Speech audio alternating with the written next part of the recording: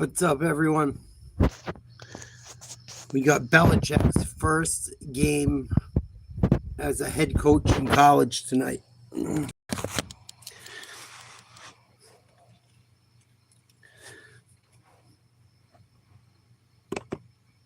Fans are excited about it. Our players are excited about it. We're looking forward to it. I feel the anticipation every day. Coach Bellichek's first game in college. It's going to be a real big game. We're excited to get started. It's the opening game. Everybody always wants to get off to a good start, but make the most of it, and we'll just see where that takes us.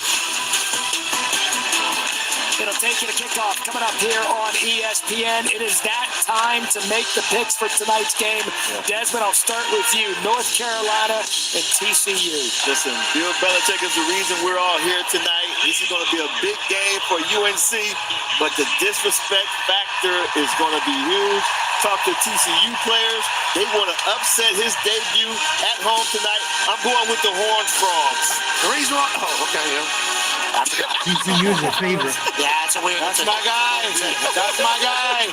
He's trying to start a culture here. I think it gets off to a good start here. I'm going North Carolina. Well, I really respect TCU's program. Their team, Sonny Dykes, has done a really good job. They got 16 starters back, but I cannot go against my friend who I'm going to be rooting for tonight. I'm picking North Carolina. Yeah, it's TCU has all the motivation in the world. I mean, we've made a big deal out of Bill Belichick's debut for the last month, basically coming to ESPN. We're going to be there live for Bill Belichick. TCU has a very veteran team. Sonny Dykes has seen the heights of college football. He has a lot to draw from. And with that being said, What up, Ken? Michael Lombardi also has a bunch of Super Bowl rings and team building stuff, accolades. Bill Belichick can build a team quickly. He's got guys that he likes and he can mold in front of this crowd, building a new culture. And because I'm friends with the head coach and the GM, give me North Carolina to win here.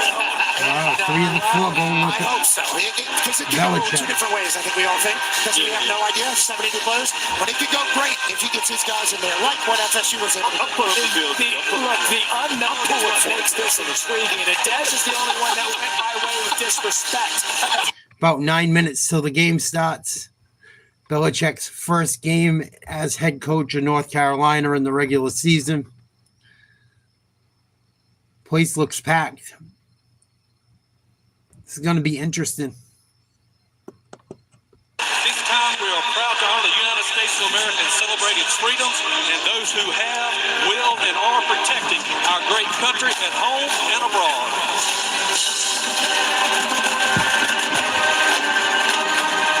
Blue Jays lost again. That's good for the Yankees.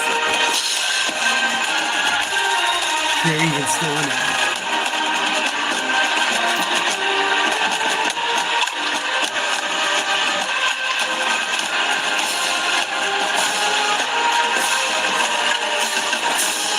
I never seen that many people at a football game for the Tar Heels. The colors today are presented by the UNC Navy ROTC Color Guard. Please stand and proudly sing our national anthem.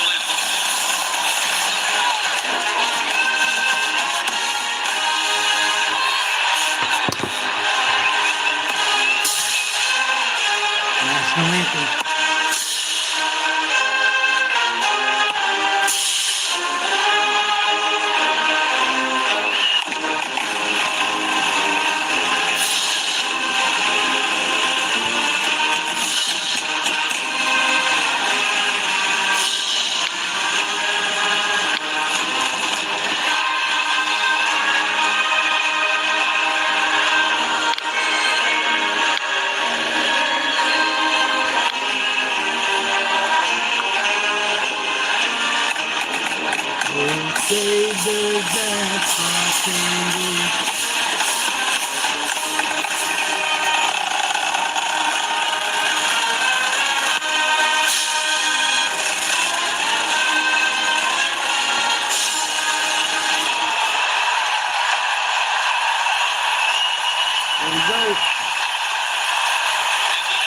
Counting down the kickoff. UNC, TCU, as we begin the Bill Belichick era here at North Carolina. Bill Bellichek and his shorty in North Carolina. Some truths in life are plain and simple. Like Carolina. Hope you guys are good. Hope all is well. Checking out TCU versus North Carolina. Bill Belichick's first game as head coach. Hang out with us. Talk some talk. Walk some walk. But this year, football is joining the party. I soak in my soul. That man, the hoodie himself. 29 seasons, 333 wins, 17 division titles, 9 Super Bowl appearances, 6 rings with 1 goal: win. We'll see what the guy can do in college. Bill is in Chapel See Hill if the now. kids want to play for him. You see him win all those championships. Next thing you know, he's your coach. Just a man's greatness makes you want to be the best version of yourself. Greatest coach of all time. You can feel it, can't you? TCU's in town, opening night. This is history with its sleeves cut off. What? We all got to do our job. Do your job. The walk that seemed unimaginable after nearly half a century of unprecedented success at the professional level. Bill Bellichek on his freshman opening day, head coach of the North Carolina Tar Heels, leading his team in to take on TCU tonight. Bellichek spoke with Holly Rowe not long ago. He looks miserable as ever. Well, Coach, weird Way to statistic. It is 34 years to the day that you debuted as an NFL head coach, and now you're making your debut as a college football coach. What's going on inside you right now? Excitement, nerves? What does it feel like? I hope it goes a lot better in the game against Dallas and Jimmy Johnson. They crushed us. So hope it goes better than that. I know that you've got a great motto where you say practice execution becomes game reality. What have you seen this week in practice that you think your kids can execute tonight? Well, hopefully we can do a good job with our fundamentals, ball security, and communication. Tell me about the hoodie. I mean, had to be cut off sleeves, right? Yeah, it's kind of my thing. Thank you, Coach. Have fun tonight. All right, thanks, Holly. Thank Appreciate you. it. Thank you. College football on Labor Day night. That's kind of our thing. Welcome to the Capital One Labor Day kickoff on ESPN.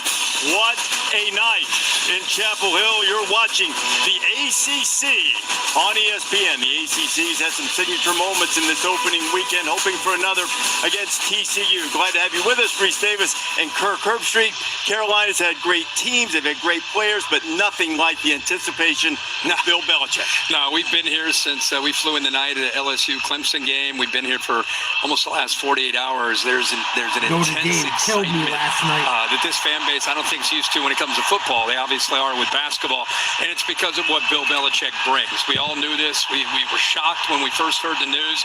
And he and Mike Lombardi, his GM, went out with their NFL background, and they needed players. They got 70 new players, 70, 7-0. So nobody knows what they have, including Bill Belichick, but it starts with Gio Lopez, who won the quarterback battle against Max Johnson, quarterback who injured his knee a year ago. Lopez is a dual threat guy, very talented, played at South Bama a year ago, can run it, can spin it. I think it's going to be interesting to see how TCU tries to defend him and the athletes that he has around at that position. Fanfare really shouldn't be a big surprise to TCU. Remember, they were the opponent when Deion Sanders made his debut for Colorado against TCU, a game that they won. And there is Bill Belichick right out in front of the North Carolina Tar Heels. Sort of like a freshman orientation for him after all of those years in the NFL, all of those wins, the 6 Super Bowl titles. And he has told us several times, I've spoken with him a couple times over the offseason, just keep saying, we'll see. We'll see. Here comes TCU UNC. believes it's going to fare much better than it did when Prime Time made his debut with Colorado. A prime time showdown tonight between the Horned Frogs and Bill Belichick. What a night here in Chapel Hill. Kickoff is just around the corner.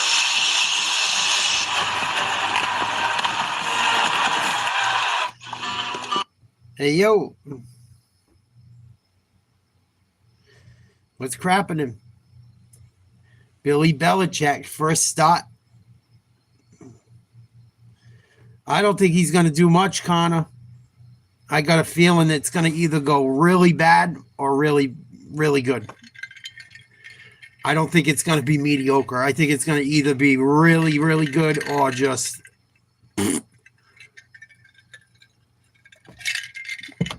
We'll see what happens. There's a lot of shit that's... I wonder about Bellichek after his years in New England, how that ended.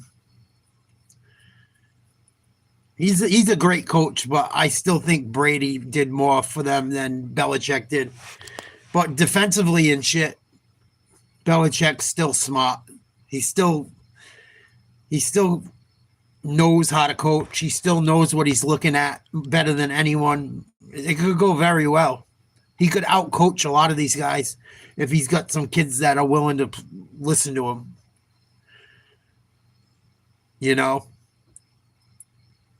Also, he's got a young girlfriend that seems to be a major pain in the you-know-what to some people. People question him and his integrity and just where he's at in his head nowadays.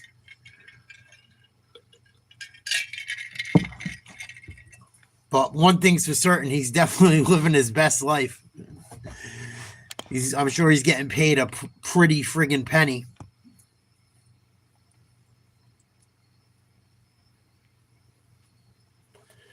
For certain. I'm psyched, though. We got football back this week, professional football. We got college football already back, even though my Fighting Irish fucking let one get away one last night. Notre Dame killed me last night. Oh, they should have won that game. Miami made some nice plays, but Notre Dame should have won. They let one get away. That bugged the fuck out of me last night. I was going to go live for it. I was so tired from working out and taking care of my mom. I haven't done much besides football this week. I haven't done any weight loss videos. Just putting all my energy into getting shit done around here and still working out.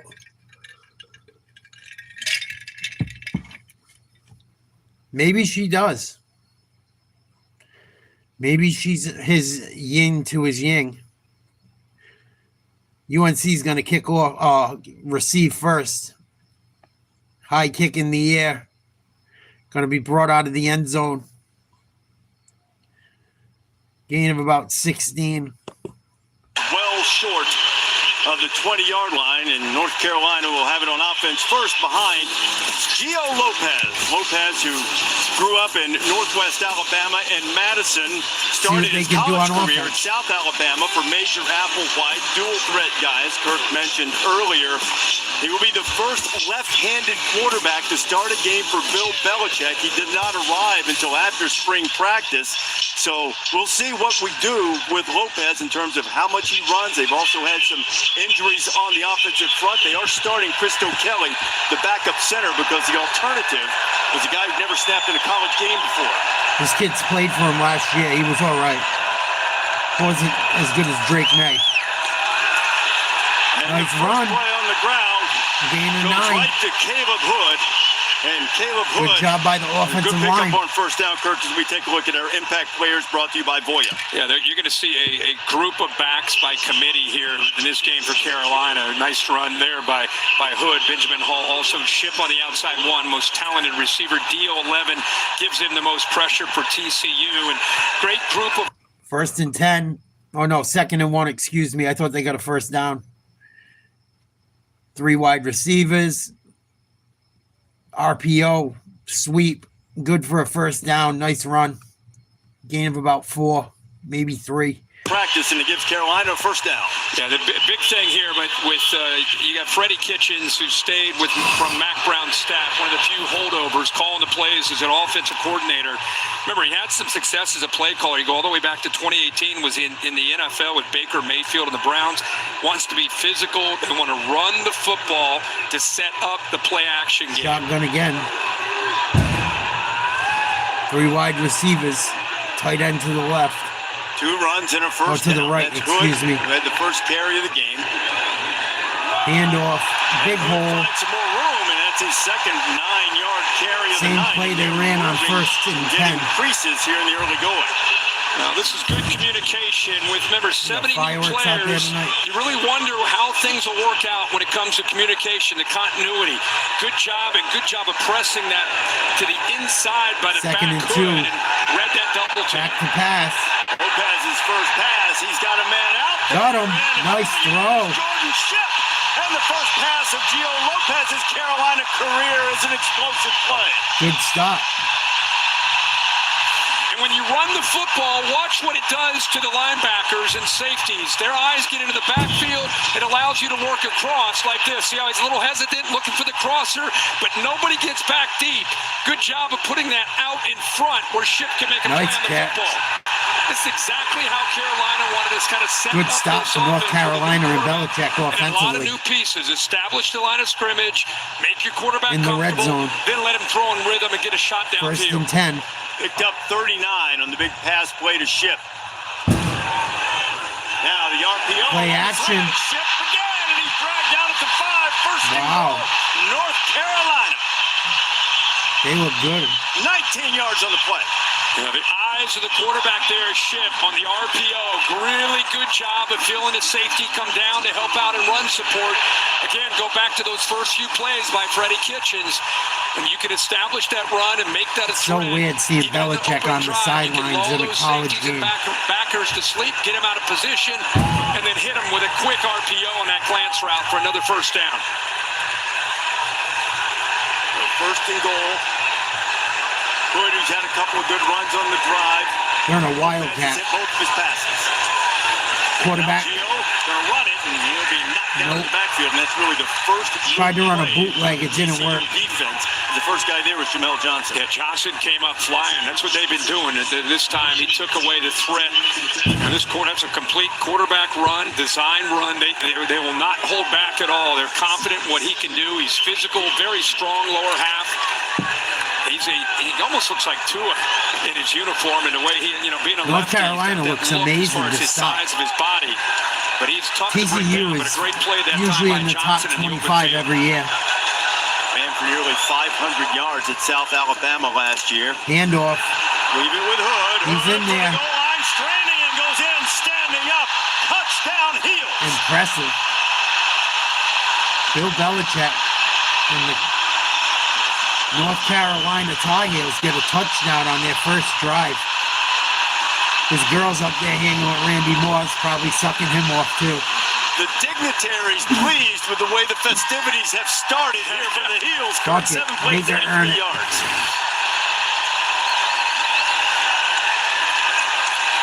Now Reese Verhoff on to add the extra point. Wow. Oh, kick blocked. It went through. The transfer from Marshall makes it 7-0, and what a tremendous start for North Carolina. Hood had the first carry, and he had the final one on that drive. Bill can hardly contain himself.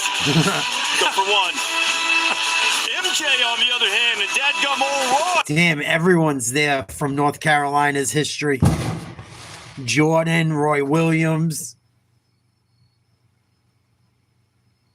LT, ex-Giant, played for Bellichek. Wow, Bill Bellichek looking good. Or his team making him look good. The players got to play. Being well coached always helps. But the players got to make the plays. Good stop for UNC under Bellichek. I worried about him offensively more than anything. Defensively, I'm sure he'll be fine if he's got players.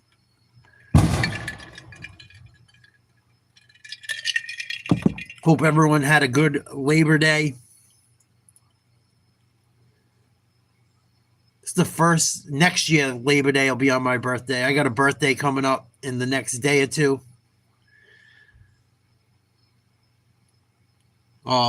My weight loss is going good.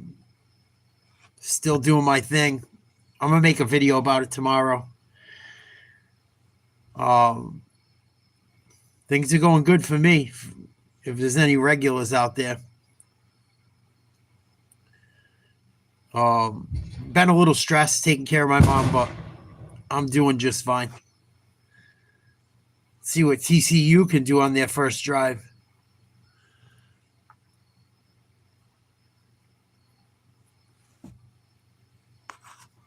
UNC made that look pretty damn easy. I expected a little bit more out of TCU, to be honest. I mean, they're pretty much a top 25 team every year by the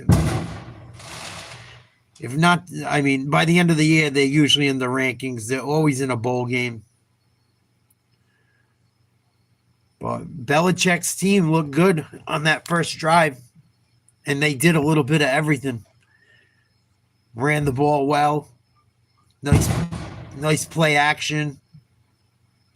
Hit on a 40-yard touchdown. I mean, not on a touchdown, but on a 40-yard bomb.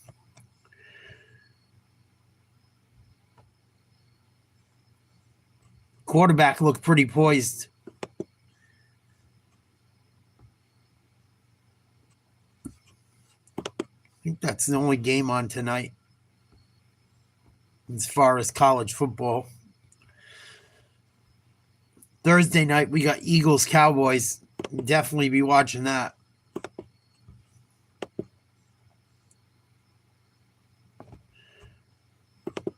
Like this ever from North Carolina football, Randy Moss, Aaron Boone, Carolina legend Mia Hamm, and Julius Peppers. And then, that might be the Holy Trinity of North Carolina right there. As it gets right there.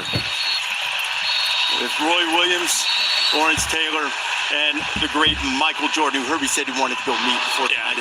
If I'm leave for a little bit, I apologize. Josh Hoover, in his third year as a starting quarterback for TCU, he's from the greater Dallas area, set a single-season record with nearly 4,000 yards passing, played very well in the postseason, wanted to improve the decision-making once he gets outside the pocket, but man, when he throws it, Sonny Dykes says, it looks like he was born to throw it. So now he'll try to answer this North Carolina opening drive with TCU putting the ball in play at its own 25. Out of the gun. Throw, caught, juggled. It'll be a first down. First down, McAllister, TCU. their leading receiver last year, 92% of his catches went for a first down, and there's another. And taking a look at our impact players besides Hoover around him, Barnes gives them some downhill running. He's a UTSA back. It could be big for them. Eric McAllister, you just saw there on the slant, big, rangy receiver at 6'3". DeAndre Robinson, number 6, could be a difference maker. Very explosive for Carolina's defense. And then House actually transferred with Steve Bellichek, who was the defensive coordinator at Washington, came over to be the DC here for his father, and House came with him from Washington. Has really been shotgun helpful I with the scheme. formation. Another pass to McAllister. This time Not much. Good job by UNC. He's not the only guy. A guy was helping out on the tackle there that came over with Steve Bellichek was Thaddeus Dixon. It'd be a good matchup with Kendall Briles, obviously with his father Art, known for that system where it's very, very fast with a tempo, multiple formations, try to create a lot of confusion in there. Shotgun, 3 wide receivers, tight end to the right, single back left. They're going to run it up the middle. And big hit, gain of maybe a yard. Bring up 3rd and long for TCU. Leader for this defense. That time Leroy Jackson, 91, got in there and influenced the play. You'll see him right here. What's interesting, he just keeps trying, just working back to the football, and his backside ends up stoning the back who's trying to get a little bit of room to run. So good job by that defense. 3rd and 7. To the football. TCU. They gave him a yard on it. TCU good on 3rd down a year ago. They're throwing. Hoover. Horrible throw. Complete as Dixon and McAllister. That was a stupid throw. Up, and it'll be 4th down. Yeah, there I think Hoover probably predetermined with the pre-snap movement. UNC looks good. Early. Not making any mistakes, no penalties, good defense. Only gave up 1 first down, scored on their first possession. And TCU's going to have to punt from about midfield. Not the greatest kick in the world either. Might have got tipped. Going to go out of bounds around the 30. Wow, they're pulling it all the way up to the 35. Really good field position starting at the 35. 25-yard punt. Bill Belichick's college career is off to a rousing start, up 7-0. Good stop for Bellichek so far. A lot of time left. Let's check out our poll. 62% think Bill Bellichek will be a bust as a college coach. 38% say no. Interesting. Number turned around quickly. Even with a lead.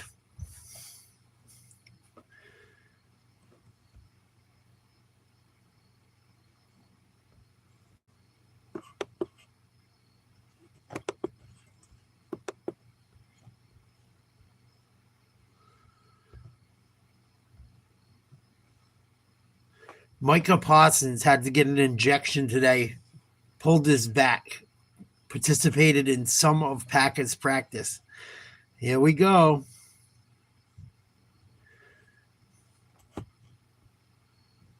Fucking gets paid and now he's hurt.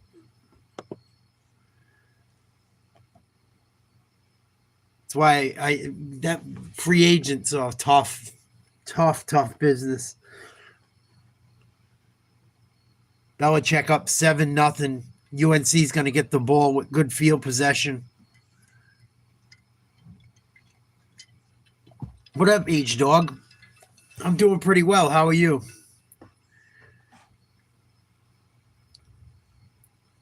Still going strong, my friend.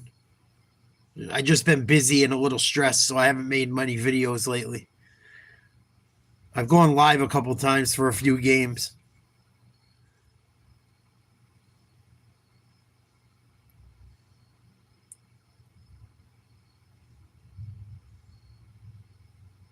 That's awesome, H-Dog. I'm happy to hear it. Keep it going, baby. Keep it going.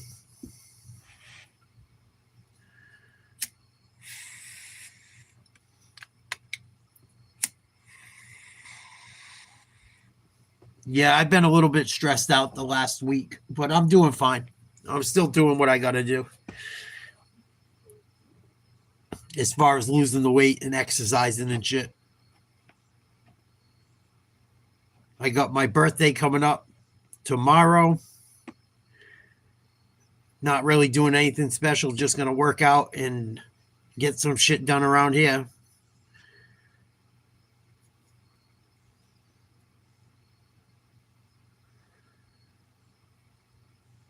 Kind of bummed. It's getting cold quick where I live. Like, it's not freezing out, but it's getting cold quick. I know summer's over. Like, summer's over. Pretty much. I'm a little bit bummed about it. I had a really good summer.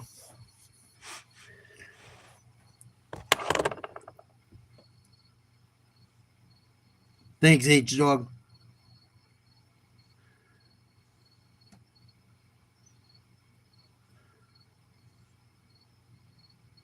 UNC, 5 wide receivers, no running back.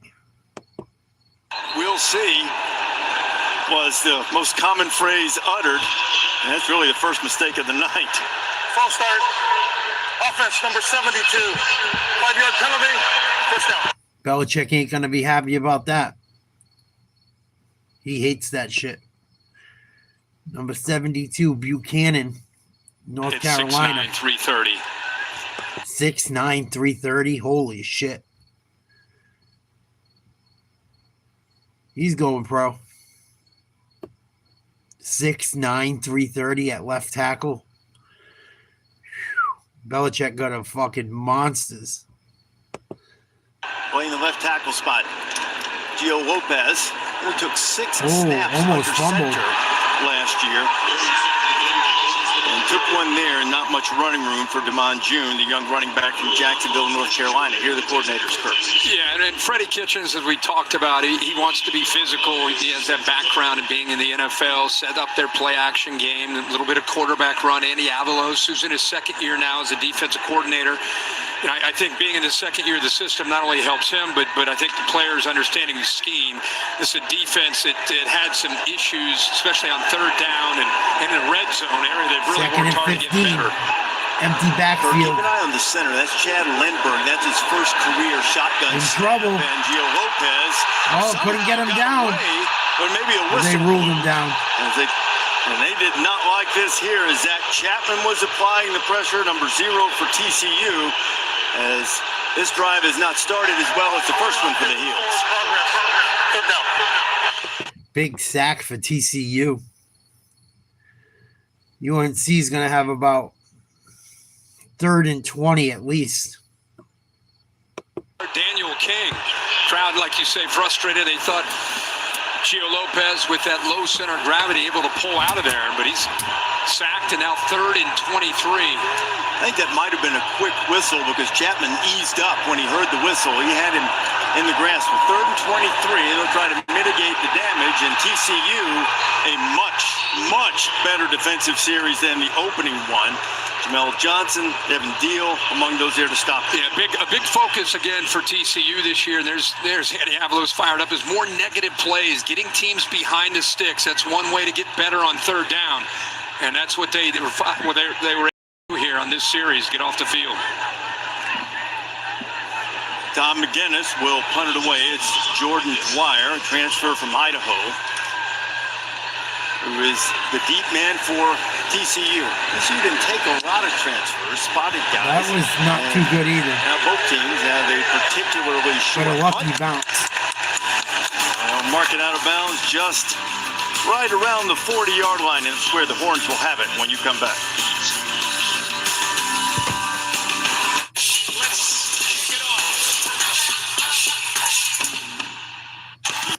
Neither team's punting the ball well.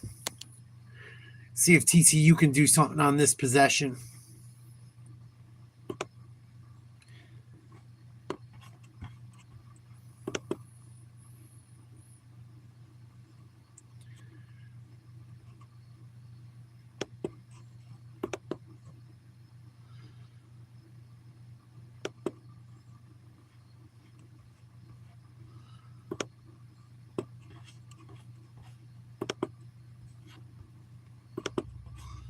Anything else worth checking out tonight?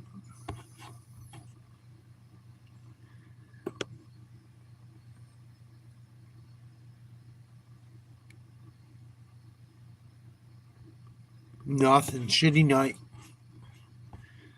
Other than this game, this is about the only show in town tonight.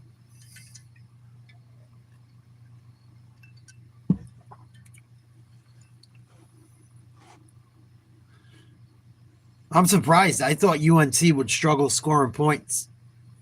That first drive looked pretty good. The last drive, not too hot. That whistle was pretty shitty, too. I don't think that should have been ruled. I don't think the quarterback should have been ruled down. But they said his forward progress stopped.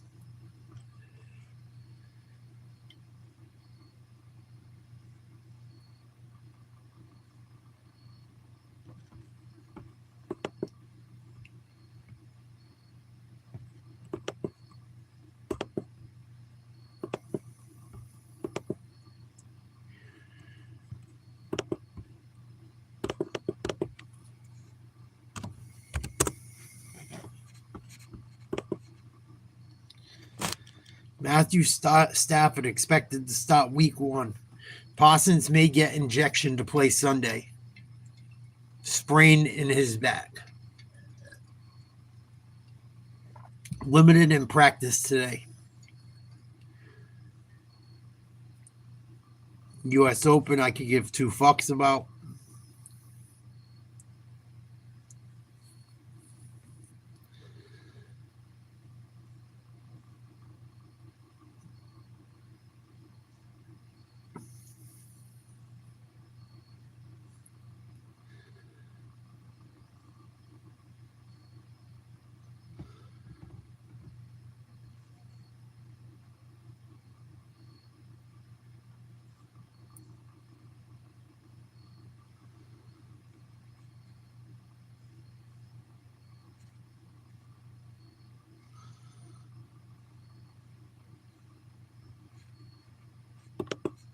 teammates I was going to be the quarterback here this year, and the way I grew up, your word means something, and so that's all there was to it. I love TCU, I love Fort Worth, and never thought about it.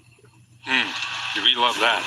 It was great. Nico Imaliaba left Tennessee. Tennessee was See what interested TCU in can Hoover. do on this I drive. talked to Josh's dad, Alex, today. He was so proud of that. He said he told his representative, I know what he's going to say. And that's what he said. Yeah, that's what he said. You see, that's over 3,900 yards. There's his dad right there, obviously here, excited to see what his son can do. But one of two returning quarterbacks from last year that threw for more than 25 touchdowns and over 3,900 passing yards. The other is Garrett Nussmeier. So gives you an idea of what he's capable of doing when he has time. Very talented quarterback. First and 10, TCU. Second Screen. possession for TCU, and the Horned UNC Frogs all gonna over. lose a couple on the quick completion. Maury House there to make the stop. Well, Steve Bellichek has got to see this and love this. This ball gets out in a hurry, but I want you to watch the powder blue, watch Carolina blue jerseys, watch how they pursue, leverage the football, take away any threat at all after the catch. Hoover back to work. He's got him. Going downfield. Nice throw. Cannot quite make the connection with Dwyer, and there is a flag that comes in late. It was Marcus Allen check out the on the replay. coverage.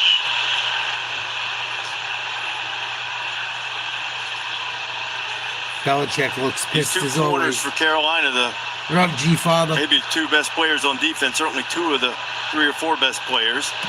It's our Big 12 crew led by Kevin Marr.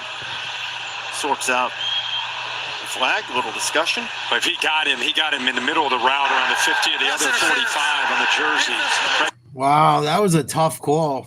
That shouldn't have been pass interference. I thought both guys were fighting for the ball. Tough call goes against Bellichek on that one.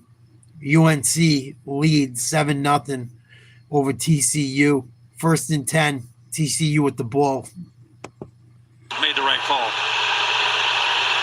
6:12 to go in the first. The Horned Frogs into Tar Heel territory. And if they're going by the end of the play, if they're going to boo that, I'm with them. They should boo that. But if they go back about 10 yards where he grabbed his jersey. Hanging in there. Weight loss is still going good. Everything's good. I just been buckling down, taking care of my mom in the house. Nice jet sweep. Good job by the Tar Heels, but they can't stop. Looks like about a 6-yard gain for TCU.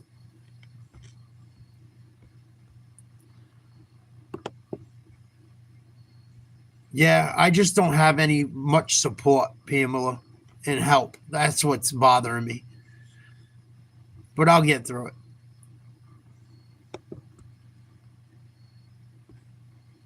Emphasis this year is running the ball better. Handoff. The Tar Heels came up and squirting through there. Nice Brian run. Barnes, he just about had a big gain there, and he'll be stopped right at the 35.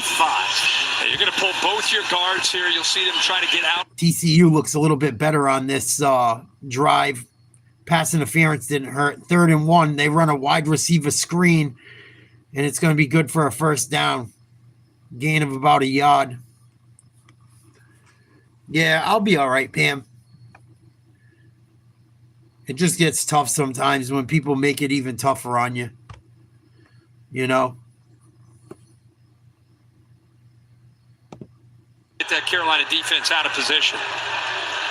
Out of the shotgun, 3 wide receivers, 2 right, 1 left. Yeah, you got 70 new players. You're going against tempo. They've had a month to try to get ready for this First and style 10, of offense that you see quite a bit in the college game. You don't see it at all in the NFL, but Steve Bellichek in Washington last year has seen it. They're riding with Barnes. Nice run. Rumbles down inside the 30. One of the things you might see. Going to be about 2nd and 7 for TCU. But I'm hanging in there. I'm doing the best I can. It's a tough time of year for me with everything that's happened. Someone also came on my live with my ex's last name, and it kind of fucked with me. Wondering if it's one of the kids or someone else involved in it or what, or her. Touchdown TCU. So that kind of fucked with me the other day. Like, just leave me alone. I don't bother anyone. Leave me the fuck alone. Someone's still coming in here with the name, with her personal name, breaking my balls. It's kind of strange. And then dealing with family members that fucking are useless. Between the two, I've been a little bit bummed out. But I'm getting through it. To go get it and get that touchdown. Great play, great try by the Horned Frogs. Touchdown. TCU tied up if Six they hit plays, this kick. 58 yards, took a tick over 2.5 minutes. Number 94 as well for TCU. Kyle Lemmerman, strong leg kicker. They had a little bit of a kicking issue in camp in terms of a little bit of erratic. They think they've got it straightened out. Lemmerman's first attempt of the night will be a PAT to tie it. Boy, Hoover can throw the football. That pass interference set that up. Marcus Allen wasn't pleased with that call, but not much defense for that kind of throw that Hoover just made to tie this game at 7 late in the first quarter. Tied ball game. Bellichek and UNC looked really good up until that drive. There's been a couple questionable calls too. TCU's had 2 calls that go their way, that have gone their way. Yeah, I don't get it, Pam. I just try to move through it. It's not easy to do. But tomorrow's my birthday. I'm going to be another year older, a year wiser. And God willing, I'll have another day, right? A bad day is still better than not having a day at all. Bellichek talking to his son. Didn't like the defense. Transfers, they were able to sign or bring in 30 freshmen, and you just have an overall roster limit now. So they are among the top. It's the 3rd most in Power 4. West Virginia has brought in a few more than that. Brought in more than anybody, so that's why you can overhaul your roster this quickly, but putting it together is tricky. And interesting, we asked him, we sat down with him yesterday, Coach, now that you did 70 with a lot of the transfer portal, do you see that being the way of the future? Are you going to do it the way you built the Patriots, more with the draft and sprinkle in some free agents? Let's see what North Carolina can do on their 3rd drive offensively. Game tied at 7, 4:08 to go in the first. North Carolina looks better than I thought they would. Much better. The transfer portal. Well, to that point, Kirk, TCU has 48 new players, but 33 of them are from high school. Only 15 transfers. That's the 2nd fewest in the Big 12.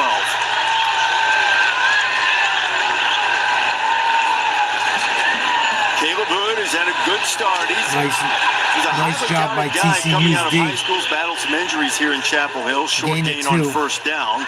Caleb Elam's Orr with the stop. Yeah, they'd moved Kelly back, who was the center on that opening drive when they were right down the field. Freddie Kitchens now has called 11 plays in this game.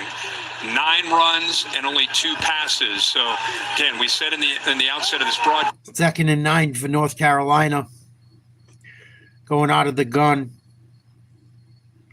3 wide receivers, tight end to the right, and the H-back formation. They're going to get tackled in the backfield for a loss of at least 2. Oh, they got a nice spot. It's going to bring up 3rd and long for Bellichek in the Tar Heels. About 3 minutes left to go in the first quarter. Game tied at 7. Collapsing, not necessarily needing to get their safeties and linebackers flying downhill to get out of position. They're winning the battle at the line of scrimmage here these last couple drives. Well, after Carolina cut them up on the opening possession, haven't gotten much done.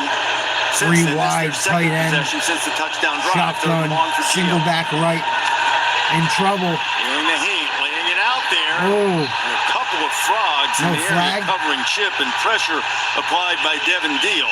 And it'll be 4th down, North and the Carolina Eagles will have to punt it away as the Horned Frog defense rises up. Yeah, like I said, this is a Horned Frog. That was close, though.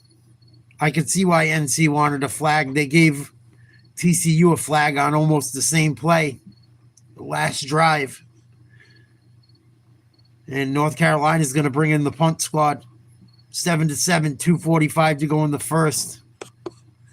They really couldn't stop the run last year. Their Kick numbers is as a away. pass defense very good a season ago, but it's mostly because people were able to run on dangerous. them. Fair catch called for and made, and the Frogs will have it back after the 44-yard punt. TCU will be operating from decent field position on their own side of the field. Oh, I don't want to watch that catch again. Miami killed my Notre Dame Fighting Irish last night. Notre Dame should have won that game. They let one get away. Miami played well, but Notre Dame knows that if they played the way they were capable, that game should have went the other way. Alabama, big loss. Texas, big loss. Notre Dame, big loss. Clemson, big loss. 1st and 10 for TCU from their own 30. They run a RPO handoff, gain of maybe a foot. Multiple formations, that time going with a rare look with 2 backs in that backfield. North Carolina not confused at all. Good job of getting off of blocks and getting in there and getting physical. Pole's getting close again. Hoover completed all 4 of his passes on the last drive to 4 different receivers. Dangerous throw. And another first down, and this time it's going to be the big tight end, DJ Rogers, making the grab. Ooh. Good action out of Hoover that time with the play action. Caught the linebackers out of position. Good throw right back into a tight window for the first down. Touchdown, 56 yards. It's fun to watch throw it. Yeah. RPO, run of a yard. Back to the ground. Kendall Briles really wants to be productive on the ground. Kavorian Barnes wrapped up by Leroy Jackson. Yeah, Hoover, like a lot of these guys that play quarterback. Seems like TCU's starting to pick up the pace a little bit. Like they want to try and wear out this defense. They're sending in like 2 plays at a time, it seems like. 2nd and 9, tied game, minute 15 to go, first quarter. TCU, UNC. TCU with the ball, 2nd and 9, shotgun, 3 wide receivers. Back to pass, runs. Back to the line of scrimmage, gain of maybe 3 or 4. Got pushed forward as he was muckled. It's going to bring up 3rd and 5, I'd say. 3rd and 6. His brother's going to play corner outfield for either the other Carolina or the Carolina, depending on your perspective. He's going to South Carolina. Out of the gun again. 4 wideouts. Yeah, they're showing pressure here. You walk a safety up. He's seeing this concern. And so that's why he's making a check. Carolina may check out of that pressure. It looks like Single they may back still to be the coming. right. Hoover over the Nice middle, completion. Complete, right at Looked the like a 50-yard first down. line. That's exactly where the first down marker is. Joseph Manjack, He should have the it. transfer from Houston, makes the grab on what will be the final play of the quarter. He recognized that pressure. End of the first quarter, 7-7. TCU with another first down, it looks like. TV timeout. TCU starting to get comfortable. Bellichek got off to a good start, him and his team. See if they can keep it up for another 45 minutes.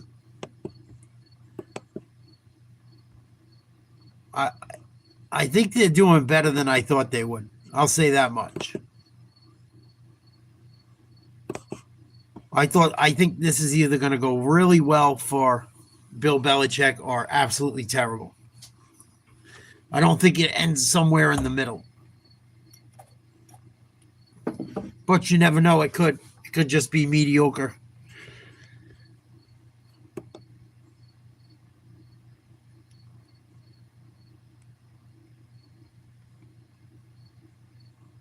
Looking forward to the start of the NFL season at the end of this week.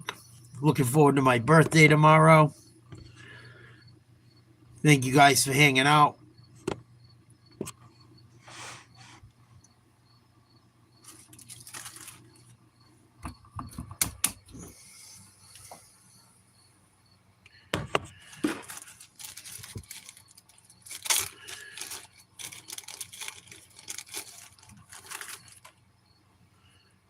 I haven't heard much about that Roger Jackson story. I heard that guy's out of the hospital finally. That's good.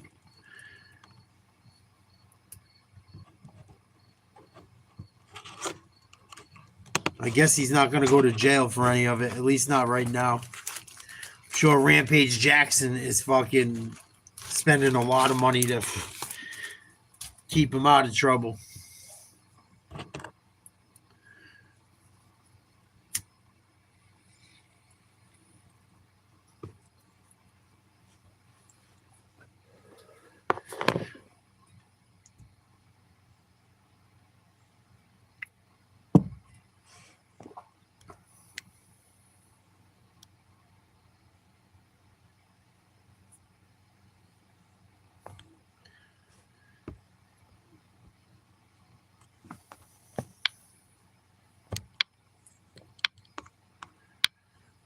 Ain't that the truth, Pam?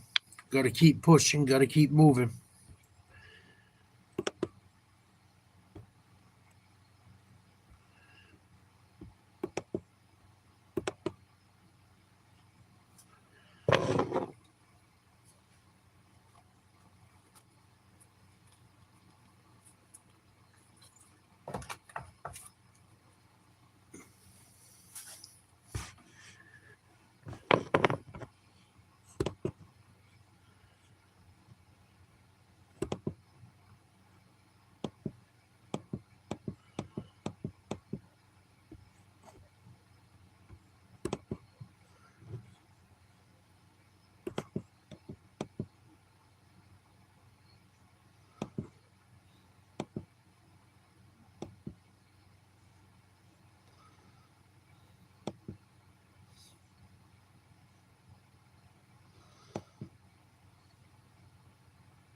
People are nuts. I'm just reading headlines.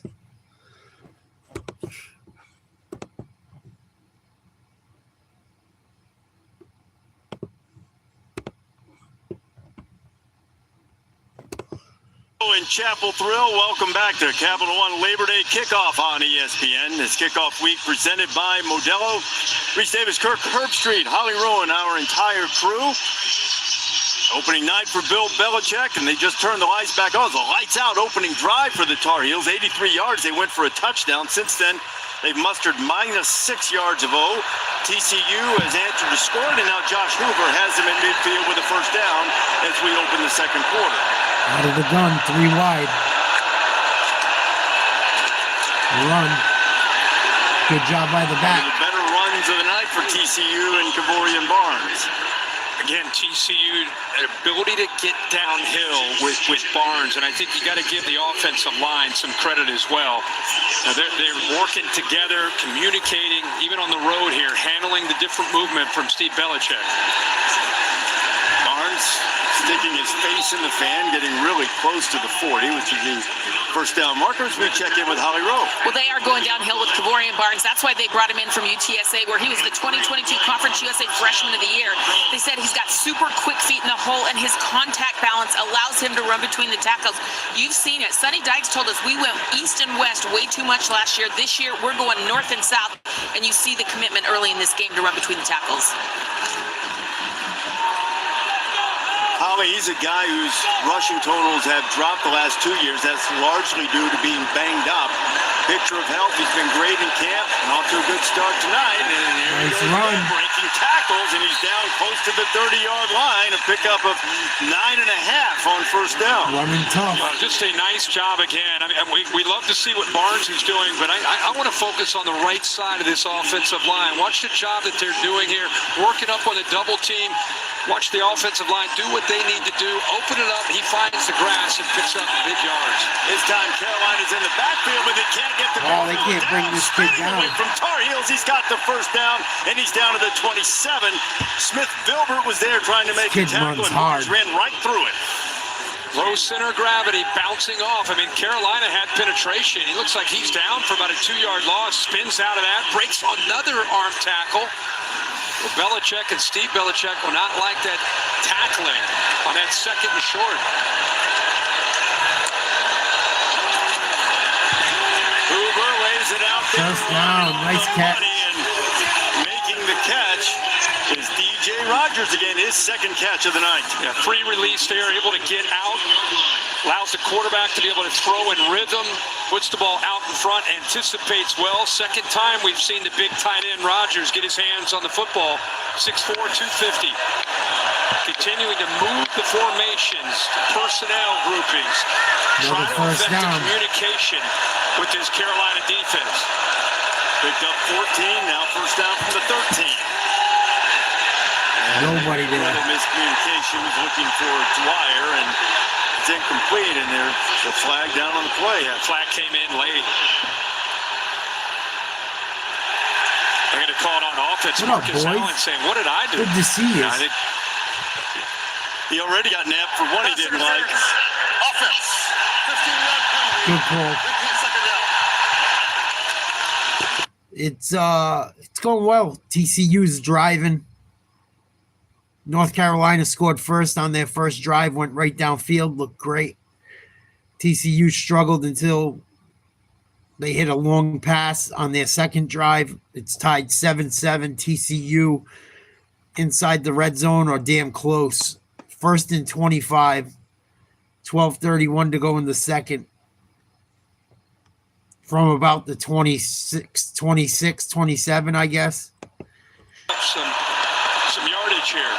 First and 25, they've got to get it to the 3 for the first From the down. 30, excuse me. Hoover fires, he'll get some of it right there, right on the money. Is Dwyer working on Allen, and at the moment, with the exception of that OPI, he's getting the better of it. What's new with you, Jack? Yeah, I mean, he's showing a lot of confidence in the transfer from Idaho. A really nice job working on a one-on-one route. Picks up a lot of yards there after that interference. Gives him Empty a real shot backfield, here in these 5 next few wide. plays. Get this first down. Hoover again complete. Again, it's Dwyer. They'll mark him out of bounds right at the 10. It's going to bring up 3rd down and 7. 9 straight completions. Carolina, after that interference, last couple plays, giving TCU's quarterback's fitting some in. Thanks, Jet. Appreciate it. And it's my birthday tomorrow. Thank you. that back into the boundary twice, able to come up with a couple of completions, and now a real shot here on 3rd down. I'm getting there, baby. I told people if I got my health back, I would.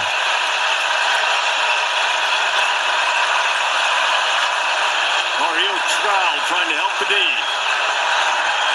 Hoover feeling a little pressure. Oh, Gets shit. away. Josh firing to the end zone. What a, oh, man, it should have been caught. Ball comes loose late. It's incomplete. Tar Heels stuck as he tried to get the ball to Chase Curtis. And the Heels were all over him. Coleman Bryson was there. Don't get Thanks, me wrong, doggy. it's a lot easier to sit up here and see this, but this is one that you'd think that he might see with the back kind of leaking, but he set up, he's going to make this throw into that corner, but the running back kind of leaked out late. TCU's going to try and kick a field goal. You seen the scale, Jet. I ain't lying. I ain't on no Ozempic. It's nothing but eating right and working out a little bit. I'm going to go get a gym membership tomorrow, I think.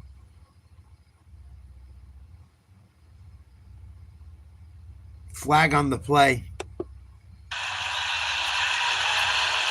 You got movement on the right side by the offense.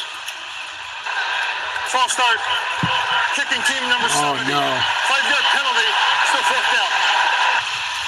So we'll make it 32 instead. So it'll be a 32-yard field goal. Oh, it's tied up 7-7 right now, Jet. TCU's getting ready to kick. 4th and 12, 32-yard attempt. Here we go.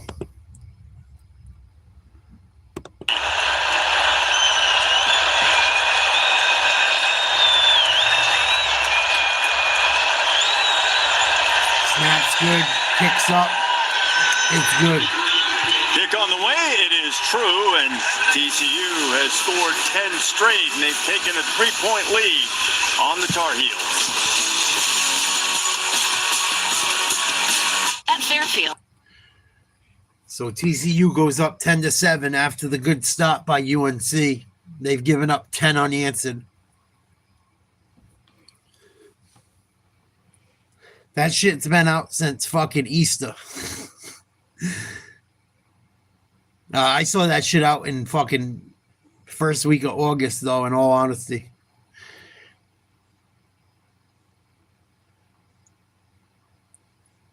But nah, shit's going all right. I just been a little stressed out lately. I'm still doing my dieting. I'm still working out. I took a little break from doing daily vlogs just because I needed a break from it. I've had a lot on my plate. Taking care of my mother a lot. Without very much help. So,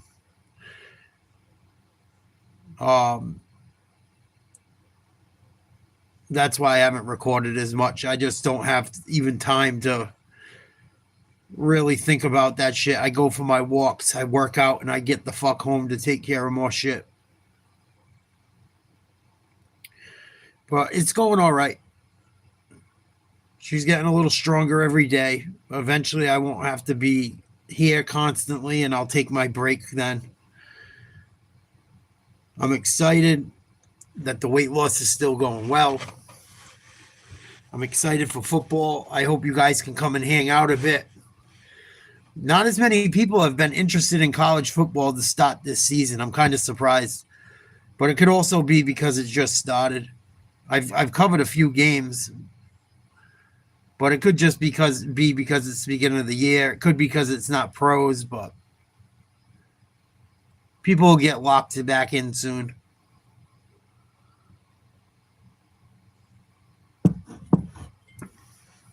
Yeah, no shit. I think that's what it is, Jet. I think people enjoy the pros more.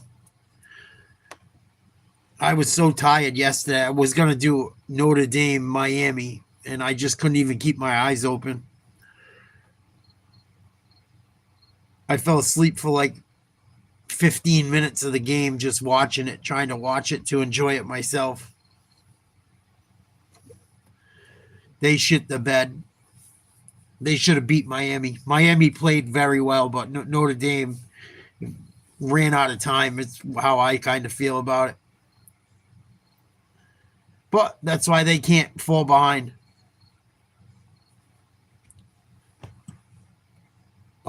Florida State absolutely beat the shit out of Alabama. Texas got knocked off. There was quite a few upsets this weekend, if you want to call them that.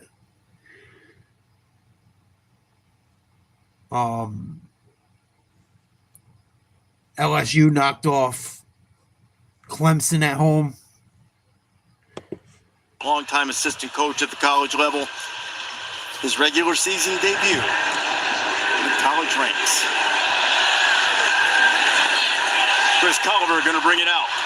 Mentioned early how dangerous he can be, but Culliver's going to be tripped up short of the 25. Well, that opening drive for North Carolina was pretty. 83-yard drive. They went a lot of jumbos, which was interesting to go with that look. Got Hood going with that look. They were able to control the line of scrimmage. Also, most importantly, set up good play action. See the linebackers and safeties getting downhill, expecting run, gets lost in that deeper crosser. They're able to put that right on the money to one, Jordan Shipp, and then here again that Florida State played good.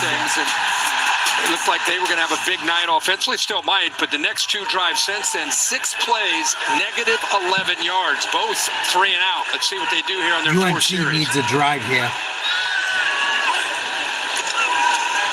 Gil Lopez pulls it. He's going to take a shot down the field. He was that should trying have to been get it caught. to Alex Taylor.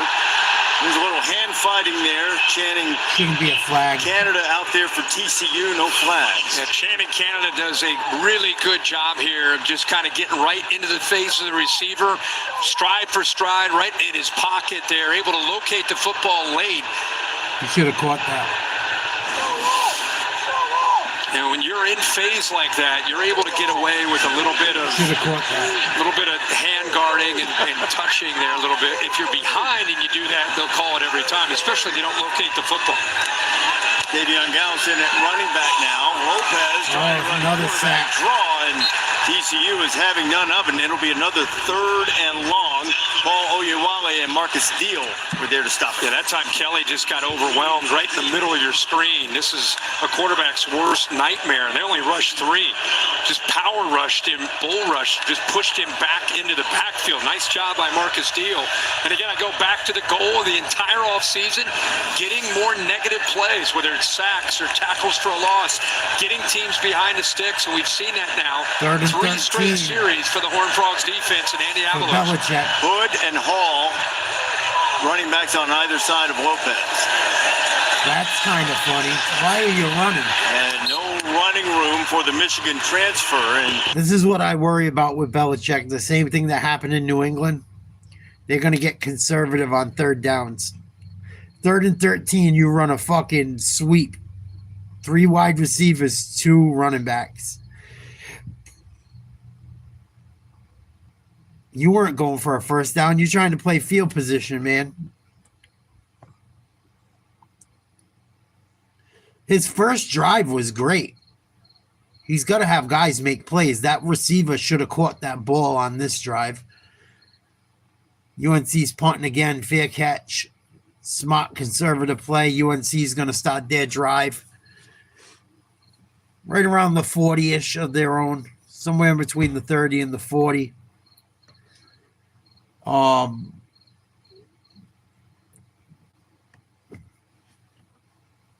College football, I don't think is for Bill Bellichek. I just don't think it's for him. It's going to take at least 1 year to figure it out. But with all the movement and shit, I don't know. And then the people that I don't know what to tell you, Kenny. Reload it. It's because I have a green screen on, so you don't see me, but you should still hear me. If it doesn't work, I'm sorry. I don't know what to tell you. But I don't think that last play call was terrible. I'll tell you that. They're playing field position because that's what Bellichek does, but I don't know. That field position shit don't work when you're behind constantly. But we'll see if he can get how long this experiment goes on for.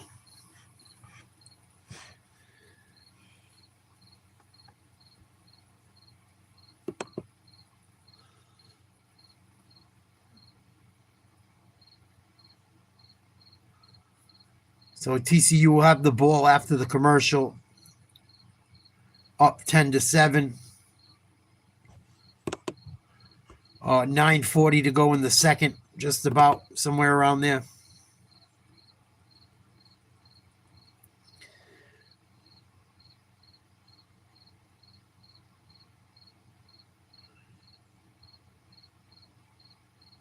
I don't know what you're talking about, Kenneth. You're confusing the fuck out of me.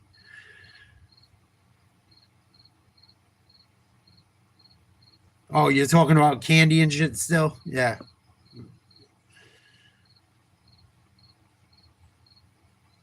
I don't know what the fuck you're talking about. You're all over the place.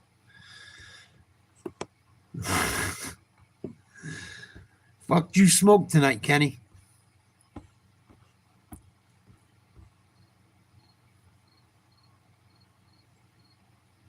I don't fucking understand it either, Connor. I try to be patient, but at certain points I lose it.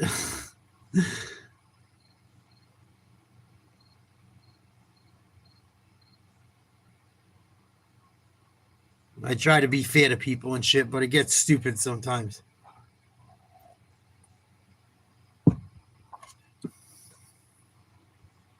Let's listen to Billy Boy. Oh, he's already off the microphone. Games where he really knew exactly what he had. He certainly wasn't punting on this game, but the growth is going to take a while. Some of that would be game action. You bring 70 new players in, even if you're the greatest coach to ever do it, it's going to take some time to gel. It takes some time to really understand what you have, like you said. UNC needs to stop. The way this game started, it looked like he didn't want to say they were good yet, but they looked pretty good. I know what to all of us. I know what was good, that opening script. Yeah. And the blocking. Yeah, no preseason football, which he's used to. Hoover fires out. He Nice has first another down catch. completion to Dwyer. Holly Bellichek, hardly a figurehead during practice. No, we were wondering how hands-on he'd be with this team, and I can tell you this, on their final walkthrough last night, they're going over special team situations, and none other than Bill Bellichek is acting at the scout team long snapper. Yes, he was snapping the football, making sure his team was ready for every situation on special team. He has been totally hands-on. And he has. You've seen a lot of the video of practice and him teaching fundamentals, which is one of the things he feels like they need to do if they're going to achieve the goal of being like the 33rd NFL franchise, which has been the calling card because they've recruited very well. 10-7, 2nd and 10 for TCU, 9:11 to go in the first half. Hey, Jet, you still in here? Heard the Steelers re-signed Warren to a 2-year extension today. Number one, Thaddeus Dixon, and going after either Marcus Allen or now Conley, who's in the game 26, into the boundary on that left side of the offense. Rare incompletion on first down from Hoover. Riles puts it back on the ground. Andrew Simpson makes the stop, the transfer from Boise State. You know, Simpson and House give them two really good linebackers because of the versatility. And watch how he finishes on this play. Able to beat the guard, bang. Nice play. And it's a back that's been getting downhill, and that time it's a big possession for both teams, especially UNC. Back to pass, scrambling, throwing, complete, nice throw, tough catch, should have been intercepted. Horrible coverage. But Dwyer does a good job of working back. I think he's running his route. Now he sees his quarterback's in trouble. He didn't have much of a choice here. That ball was on him in a hurry. By the time he got off of Conley, that ball hits him right in the right shoulder. Just a laser from Hoover. For the run. Back to the ground with Jeremy Payne. TCU's looking good. Yeah, you talked about how Hoover, you know, he's known for his ability to throw in rhythm from the pocket. Here, he puts that right to the outside, and if his guy's not going to make a play on that, it's going to go out of bounds. He got both feet in, too. Dwyer tried to work back, tried to get away from the corner, but the football, the way it was thrown, just hit him right, like I said, on that right shoulder.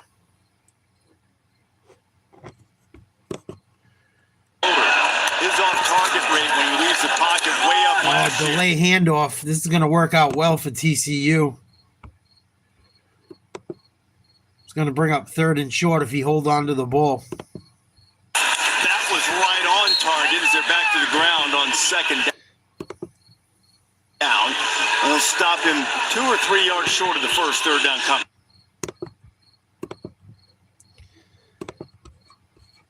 One of the intriguing matchups in this game was Hoover and his receivers, which I think they would tell you is a real strength.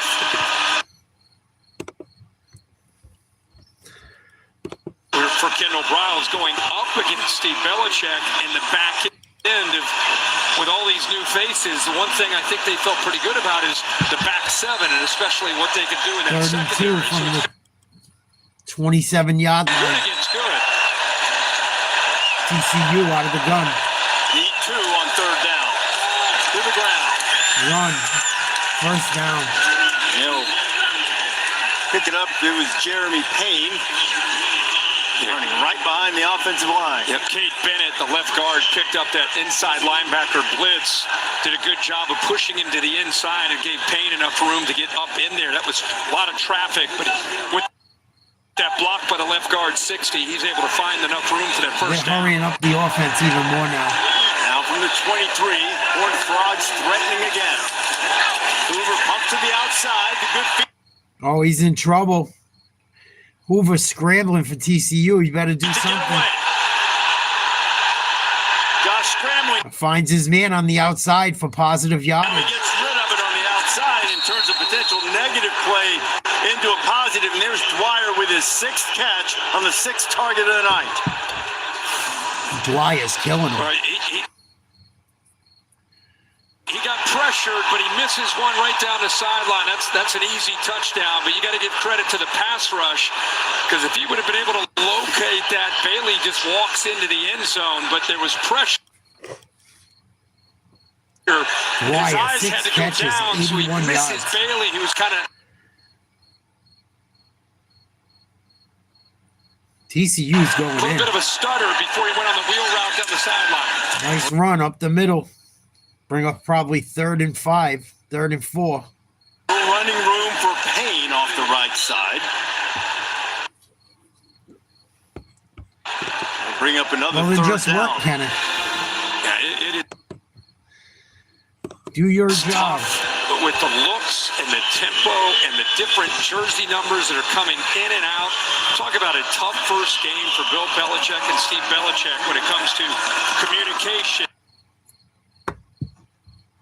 It's one thing to prep it in August. You think you have an idea, then there's different formations, there's different personnel, and it's very easy with the tempo mixed into that to lose a guy or have your eyes in the wrong spot against Kendall Bryle's system. Gregorian Barnes, running back, split out, wide to the right, empty on 3rd and 4. Screen, and that one's off target and an interception. Wow, big play. Caleb Cost. Huge play. North Carolina needed a stop and got one there. Hoover with his first huge mistake of the game.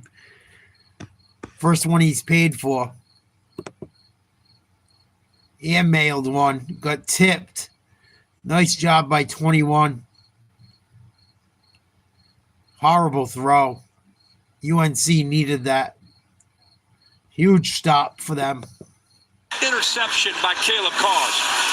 House transferred from Washington, where he played for Steve Bellichek last year, and he makes a huge play. At Burger King, we don't listen to celebrities. We listen to you. Your next creation is here. The Crispy Onion Whopper.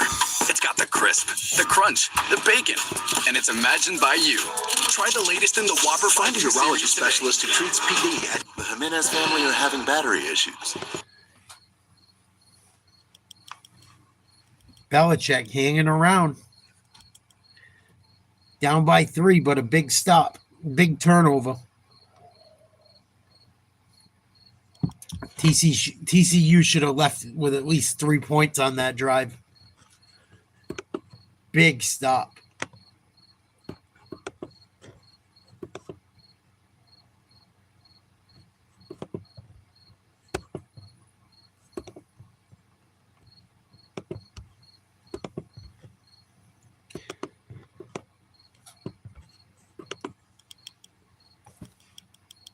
Mez. I mean, it's up to the players to do their job. You can only blame the coaches so much. Belichick's done okay. I don't know how great his team is, how great the talent is. They look all right.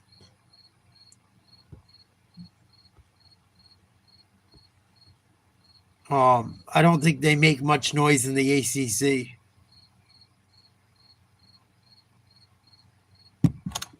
Even though the ACC ain't what it used to be, there's still Miami, Clemson,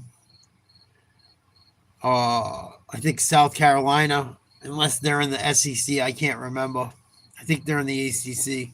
I mean, there's some teams, but I don't think this year North Carolina is going to be one of the front runners. But it's a long season. We're not even at halftime yet. 5:13 to go in the second quarter. Carolina takes over from their own 19. Lopez under center. Try it on the ground. Benjamin Hall picks up the field. We kind of noticed Bill Bellichek frustrated after this interception. It goes back to the score. Second and 6. Another run, nothing. Carolina, which ran it so well on that opening drive. Tougher sledding now. Hall picks up maybe one. Boy, they're really starting to cheat down against this run game these last few series. Really almost challenging Gio Lopez and his group of wide receivers. That shows a lot of confidence they have on the back end. Ship, number one for North Carolina, he can beat you one-on-one, but who else can? Who else can be that guy to help out, to try to take this defense and try to sit them back a little bit? Right now they're playing downhill. 3rd and 4th. UNC needs a first down. Got to get it to the 29. On 3rd down, Lopez to the outside. Oh, pick six. And it's going to be a walk-in Wow. touchdown for the veteran Bud Clark. TCU with an interception for And 6. TCU gets the ball right back and punches it in for 6. Bill better get his young honey down there, give him some head. He is the leader of this defense. He had a pick 6 That in was that terrible. college football playoff semifinal against Michigan when they went to the Awful national throw. championship game. That cornerback was sitting on that one. Might have celebrated early. Well, he baited the young quarterback Lopez, being a veteran safety. He gave a That big was cushion to terrible, make him Connor. feel like he's got I the don't easy think throw Bill for the Bellichek first does down. well in college. Unsportsmanlike conduct. Scoring team number 21. 15-yard penalty will be forced on the kickoff. That's number 21's first unsportsmanlike foul of the game. Bud got a little over exuberant. He is now just one interception away from TCU's all-time record and a costly turnover for Gio Lopez and the Tar Heels here inside 4 minutes to play in the first half. With Bud Clark completely showing his experience and just baiting Lopez on that. Lopez totally got baited into that throw. Pick 6 for TCU. Lead 16-7, 3:57 to go in the second quarter. It's been all TCU since North Carolina scored on their first drive. 16 unanswered points. Make it 17.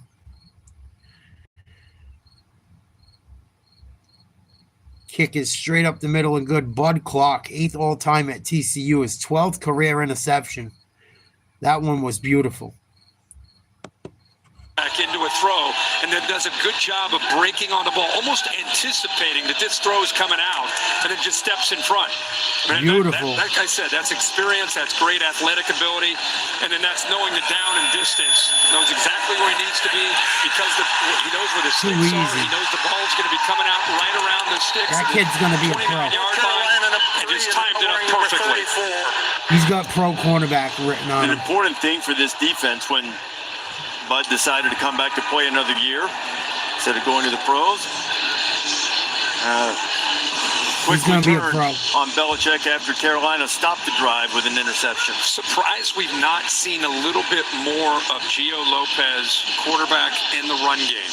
You know, whether it's zone read, Jet's not here, Kenneth. What are you talking about? Just something to try to He's not even the here. numbers at the line of scrimmage. He hasn't really been hasn't for a run the while. ball at all today. He's got 3 carries for negative 14 yards. A lot of that's just sack yards. So I think we saw maybe the opening drive one time it was a design run, but would be surprised to see Freddie Kitchens maybe go to that. Try to slow down this confident TCU defense. And North Carolina a chance with good field position. The kickoff coming from the 20. And Culliver's going to get it to the 35 as we check in with Holly. Well, after the opening drive, TCU's defense has really shut things down for North Carolina. Sonny Dykes told us just how challenging it was to prepare for this team. He said 70 new players, a lot of new coaches. We were trying to pull film for everybody. And then he was out golfing with Denver Broncos head coach Sean Payton, and Payton said, hey, if you thought about the quarterback run game, go back and look at what he did against Cam Newton when he was with the Patriots. So Sonny goes back and pulls that video, and now you've seen it. They've done a good job tonight against the running quarterback of Gio Lopez every time he's run. So shout out to Sean Payton. Giving tips, getting any tip you can get when you got 70 new players in an opening Yeah, week. Kenneth, you got to go. You're starting to fucking weird Sonny me out. also checked with a couple of Bills' former players that have Texas Tech ties, as he does. I asked him who they're going to be loyal to. You and the I can't deal with crazy shit no Andy more. Amendola, Wes Welker, or Bellichek. He does that shit He all felt the pretty time. good I about don't it. know The why. common thread was Bill's going to do what Bill But does. it's getting Go to the back point to where I that, can't that fucking jumbo look that be was bothered effective in with the it. opening drive with 6 offensive linemen. Worked on that left side where they had those Shit 3 starts to make linemen me to feel the left of fucking the center. crazy. Got to push anyway. Hood and Hall together with Lopez in the backfield. It'll be Hall looking for the edge. He's got the first down, and Benjamin Hall takes it up to the 48-yard line. Devin Deal with the stop, 10-yard pickup. And the two backs there together, they feel that Benjamin Hall could be the most talented back that they have. Good worker, just a complete back to transfer over from Michigan. That time, both of them in the backfield, and in fact, that play worked so well. The threat to the quarterback run in there and a lead blocker. And when they get that going, you can go back to 1st and 10, play action or RPO.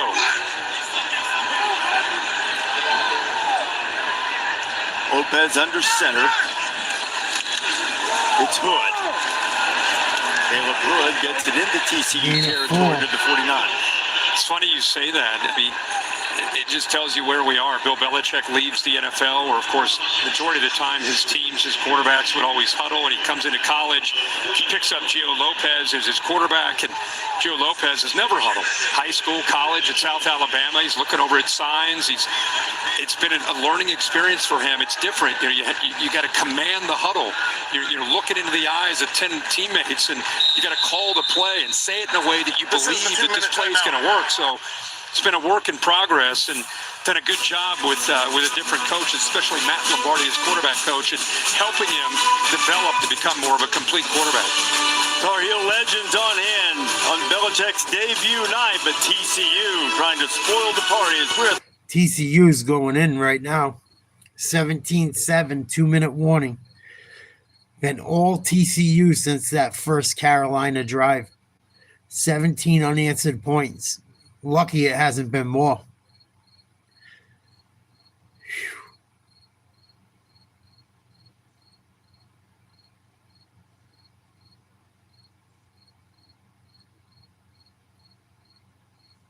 They look good coming out. I don't like the play calling. It could be because of the players they have. They're calling plays like that, but the play calling on the first drive was good. Some bad throws from Carolina. Couple bad calls on the refs too that went towards TCU. There was 2 calls that probably shouldn't have been called. At least one of them. But still. Belichick's team looks flat. And defensively, they haven't really stopped much either. That one interception from a bad throw. The one mistake the other quarterback made. But I'm not that impressed. I got to be honest. And I don't think North Carolina has the players.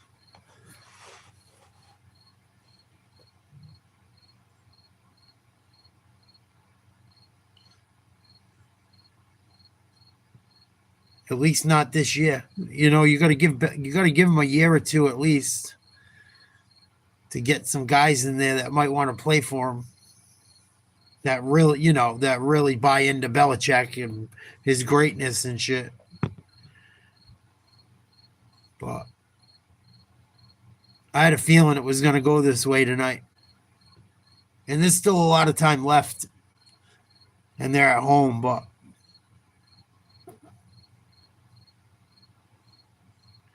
TCU just keeps looking better as the game goes on. I don't feel the same way about North Carolina.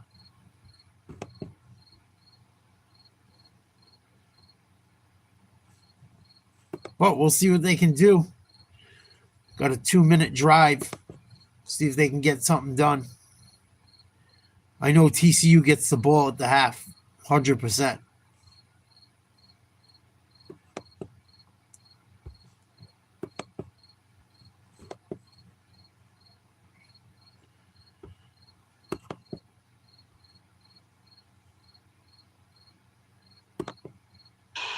Starbucks halftime report. Matt Barry, Desmond Howard have first half highlights and look ahead to Michigan and Oklahoma. They look serious. They'll be there. They look very serious. It's casual Monday for Desmond. No ties. It is.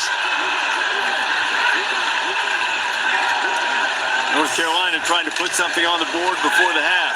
Gio Lopez pulls it down, going to run with it. Gio is Lucky he down got just that. short of the 45. Jamel Johnson's had himself a game tonight. He's been very active with this Frog defense. You know, Johnson that time just mirroring the quarterback, almost like a spy.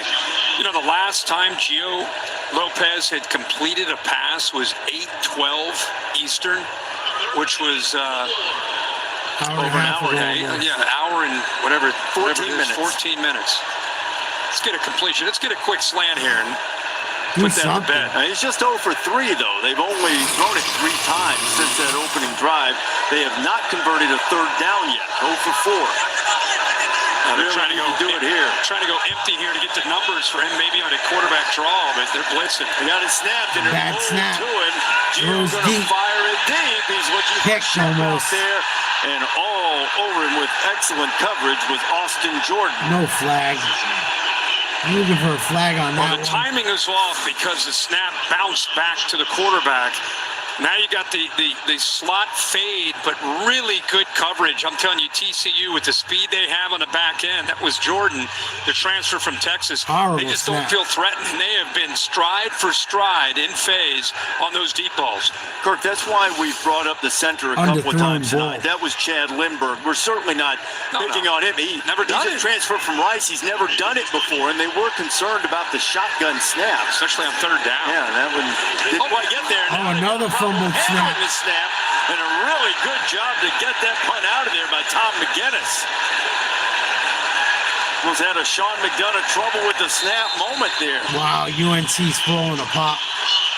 Pretty good job to Special recover. teams barely got the punt And off. just like you say, just to Should've recover been that sacked. and get it out. But actually, the snap was actually, from what I saw, pretty good. Yeah, just off to his right, just slipped through his hands. Yeah. Oh, you gotta Lucky catch the bounced ball, off dude. his thigh, gave him a chance, and Horrible. was so How about close. that?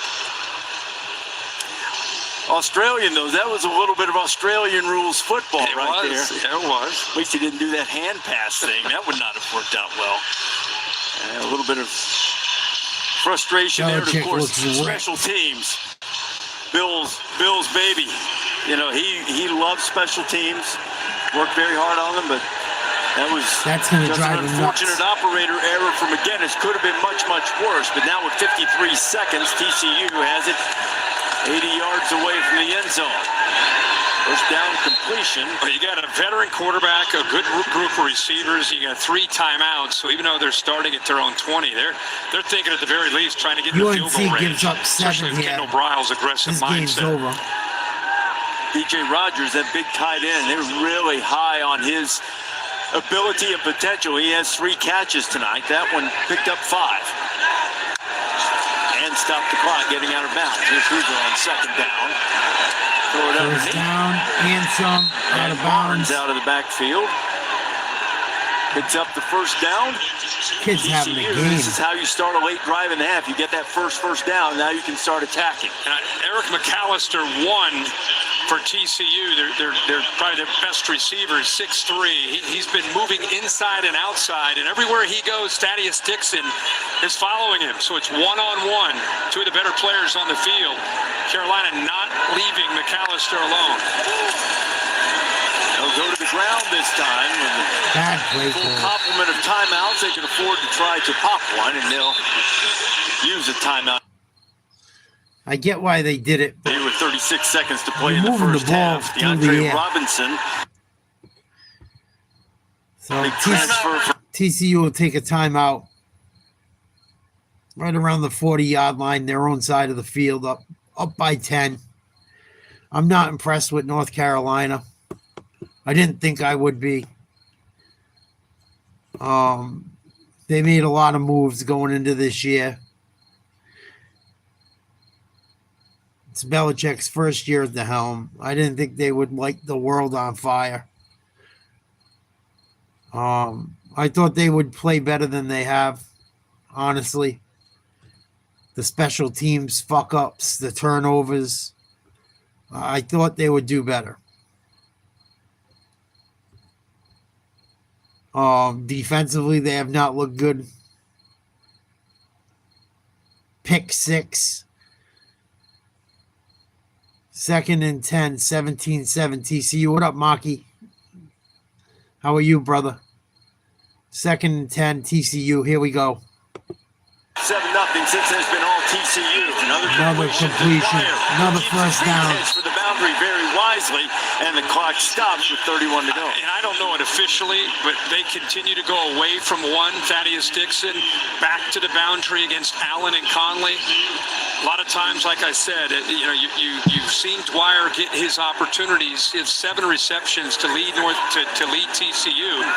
Most of it's been up against number 29 with the soft cushion into the boundary. It's almost like Carolina's okay with giving that up. They just won't want to give up the potential explosive play. That's why they got Thaddeus Dixon following McAllister everywhere.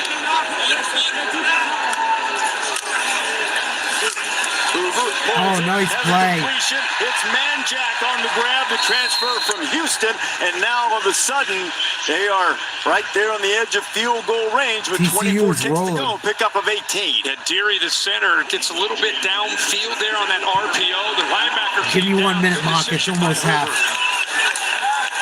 Hoover again. Complete. Out of bounds. For the sideline and gets out of bounds. Clock stopped with 13 seconds to play. And kind of the year of the quarterback as far as TCU's got 2 timeouts, 13 seconds to go. 17-7 TCU. 17 unanswered points for TCU. Josh Hoover, the quarterback, 19 for 23, 183 passing, touchdown and a pick. Drive, 3 timeouts, able to kind of navigate, move down the field. Shots on 4 wide. Complete. First down, another catch for the tight end, E.J. Rogers. I mean, it's like everything they do, his mind's working quick enough that he quickly has an answer. So not only have they moved into field goal range, 30 seconds. North Carolina looked really good to start the game. TCU had to punt on their first position. And then ever since, it's been all TCU.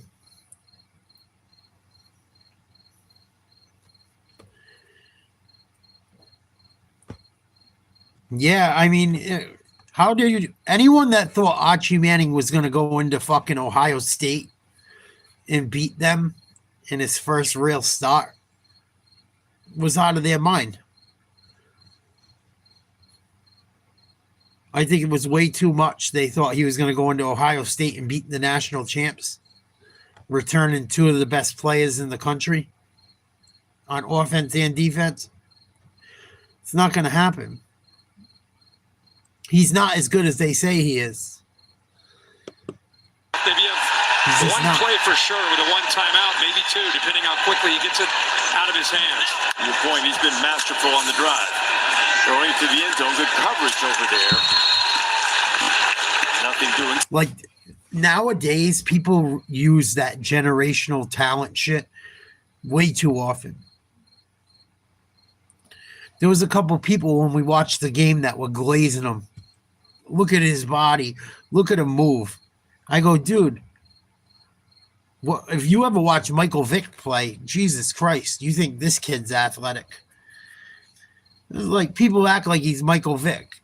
He's not. He's not even close. He's not even Johnny Manziel. People got to stop with that generational talent shit the minute someone gets a fucking opportunity. TCU kicks a field goal, 20-7 at the half, and they get the ball up. They get the ball back at halftime. It's going to be a long year for Bill Belichick. He looks so pissed. He's like looking as he's walking in to the locker room, just looks fucking dumbfounded. Like, what did I get myself into?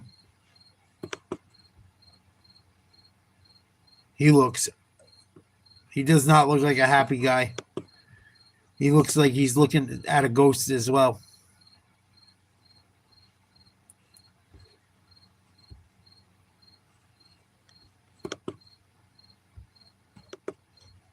Headed to the locker room, so TCU has scored 20 consecutive points. And Holly Rowe is with Sonny Dykes. Well, Coach, after that opening drive, your defense has really settled in. What changed for them in this game? Yeah, I got a little on our heels on that opening drive. Guys settled in, and we just started playing. Man, we've made those 2 mistakes down the red zone right now. Otherwise, we could have pulled away a little bit. But, you know, we got to keep taking care of the football. We got to turn over down there, and that hurt us. It's been a fun matchup watching Eric McAllister go against their number one. 2 number ones kind of canceling each other out. How has Josh Hoover read the field and found other guys? He's done a great job. I mean, it all starts with the protection. Offensive line's really protected well. And, you know, guys are making plays, and we've had a chance to distribute to a bunch of different guys, and they're stepping up. Thank you, Coach. Okay, thank you. TCU got a receiver with about 100 yards at the half, too. I think he's just under 100 yards receiving. I think it's going to be a long year for Billy Boy. It's all right. He's got that pretty young thing there to suck him off.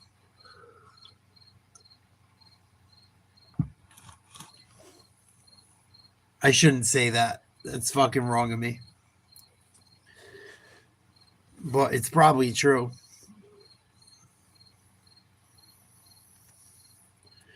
None of my fucking business. But not a good stop for the Bill Bellichek era. I don't care what anyone says. And TCU is a decent program. I mean, they're in the top 25 every year, but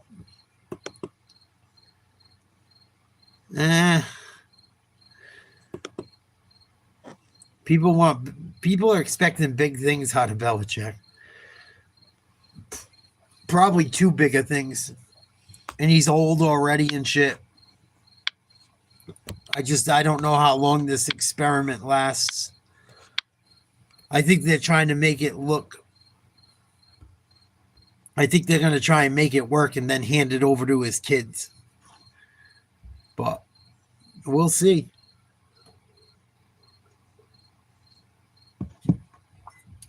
Didn't look like a Bill Bellichek team. Bill Belichick teams don't turn the ball over, make mistakes on special teams,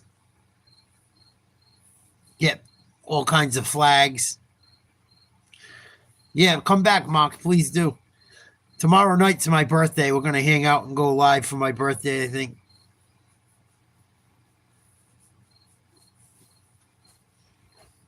If you want to come party.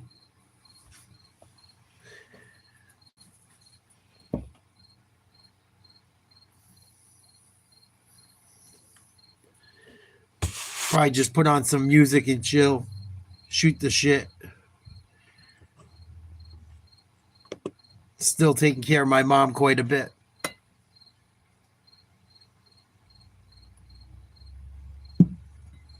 But I can hop on here for a few hours at night while she's resting and have some fun.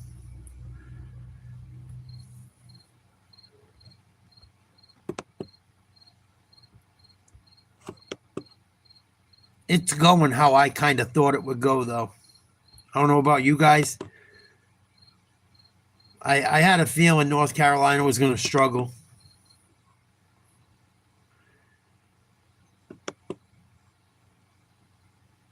I think they're asking an awful lot of Bill Bellichek at 70 years old. Start the game for Bill Bellichek. Welcome in Desmond Howard and Matt Berry with you. Look, we knew this was going to get all the attention. We knew Bill Belichick's team was going to come out and play. And at least early on, Desmond, in the first half, we saw the Tar Heels come out looking like they've been ready for this game for a month. The story coming in, you know it. 6-time Super Bowl champ Bill Belichick for the first time ever. A college head coach. 34 years to the day from his head coaching debut in the NFL. And this is Gio Lopez to Jordan Shipp. I tell you what, Carolina came out, they were in rhythm. They were going through TCU's defense like a hot knife through butter. I don't know what happened. To cap the butter off with the bread, Caleb Hood, 50th senior's been here for a while. UNC leads 7-0.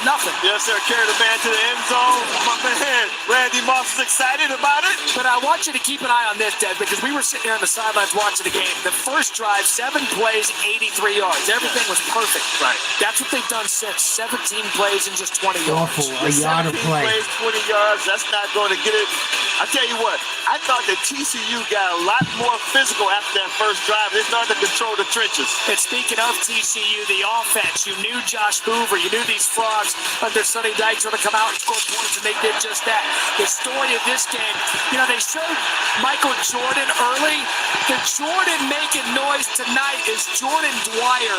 What did you make of this PI call on Marcus Allen? I was standing right there, right in front of that play, and I didn't see any contact from the defensive line. I thought that was an egregious call. He should have picked up the flag. You've seen some since then that probably should have been called in here. Hoover to Dwyer. That was perfect. That was a dime he dropped in the bucket right there. All right, so no mistakes to this point. Gio Lopez, they haven't moved the ball. They've stayed within themselves. That cost him. Bud Clark, the star, 17-7 Frog. Never come late and behind the receiver on a quick out route. Cardinal sin right there. So the defense for TCU puts him up. Remember this name, Bud Clark. He's going to get a shot with a couple NFL teams throughout his career. Been a very good cornerback. Had a pick 7 in the first half of this one. Bud Clark's going to be an NFL draft pick next year. Might even go in the first round. Very talented. Nice interception for a touchdown here. And Hoover's looked good. Besides that one bad throw that got tipped and picked off. 20 for 25, 193 with a touchdown and an interception against Bellichek's defense. At one point, he only threw one incomplete pass. He was like 16 for 17 or something like that. And defensive line. They're going to have to make some adjustments, North Carolina, coming out of halftime. And they also mentioned the pregame show, the Bill Bellichek. The game interfered a little bit disrespected. Absolutely. And was talking about TCU. Absolutely. In fact, they came up to him knowing that he was the only one that picked TCU in the pregame. There's still a whole half to play football, but at least right now, TCU has come on the road in their opening game in a much hyped atmosphere for a new head coach. They carry the lead 20-7 at the half. Thanks in large part. I tell you what, Hoover had the billing coming in. This pass did not disappoint. Right now, it's the Frog up 20-7 against North Carolina. This halftime report is presented by the Starbucks Coffee Company. TCU scores coming out of the half. I think it's good night, North Carolina.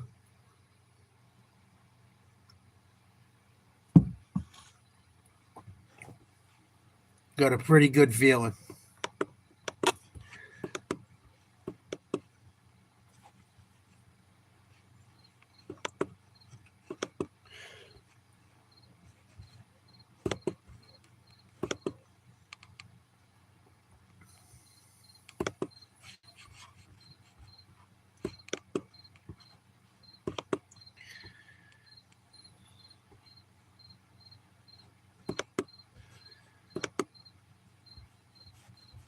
What else is going on tonight? Not much in the way of sports news. It's going to heat up over the next week. Don't worry. But yeah, it's been pretty much all TCU over UNC. Bellichek looked pretty upset going into the half. Without a doubt.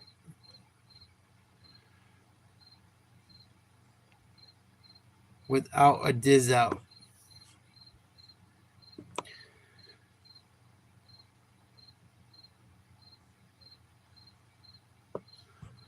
Almost time for the pros. I'm not as big into college football. I just been getting into it to get into the football season.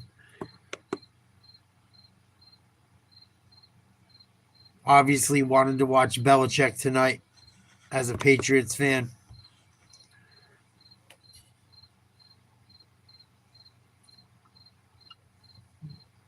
But I'm really ready to see the pros go at it.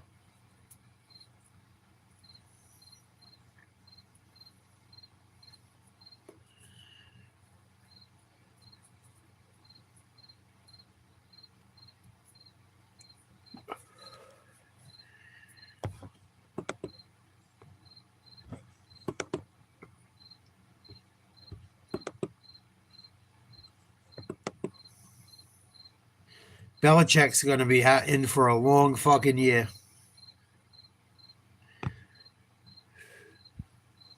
It's going to be a long year. I had a feeling. Everyone asked me. I said, I really think it's going to be rough for him. I think it's going to be rough for him.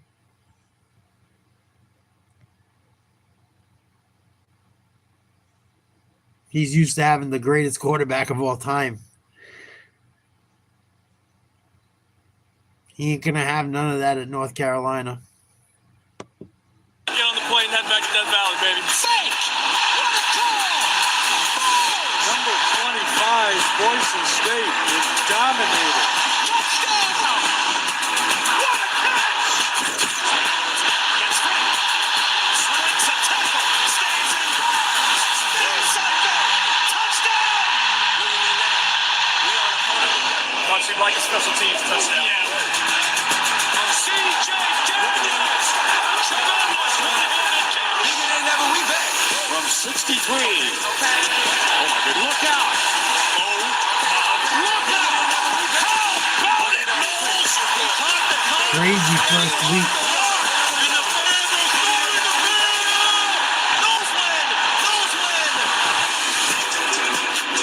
Fucking, how about Florida State knocking off Alabama? Tommy Castellanos 4 months ago. Everyone was hating on him. Oh, they don't got Saban no more to save him. Everyone thought the kid was out of his mind. Put up 30, 34, 35 points against Alabama's defense, even though they were at home. Very impressive. It's going to be a crazy, crazy year, boy, especially in college. It's going to be wild. You watch. TCU up big on UNC. We had 4 teams in the Associated Press top 10 lose over the weekend, including my Notre Dame Fighting Irish. They continue to break my nuts. I think that Blake Baker, they went to the transfer portal, brought in a lot of players in the back end, the secondary. I think it paid off. They went to Death Valley, took on Clemson, the team that a lot of analysts think may win a national championship, to go down to Clemson and beat them the way they did. They played a magnificent game. Nussmeier played well, the quarterback, well enough to win. He wasn't like, special, but he played a great game as far as what they needed him to do to get that W. But I love that defense, that Blake Baker defense. Played a tough game to Garrett Nussmeier, and I think one of the bigger things going to look out with LSU, number one, they snapped a 5-game season opening losing streak. Exactly. But maybe more important, Brian Kelly's been there for 4 years now. This is the first time he's won a season opener since he's been in Baton Rouge. Who knows how that can catapult this team loaded with talent. You said the defense, and Garrett Nussmeier, one of the better quarterbacks in the country, a veteran that showed up. When we return to the Starbucks halftime report, we will preview one of the big ends coming up and where College Game Day is heading. That's here at the half, TCU, North Carolina. Make it to the top just to see how they do. They better hope a lot of people are at the concession stands, because it looks like that place is emptying out already. I never felt good about Bill Bellichek in North Carolina. Maybe at a bigger program. I could have seen him at a bigger program, not at UNC. They must have gave him so much fucking money. I got to look at it. How much did they give Bellichek to go coach?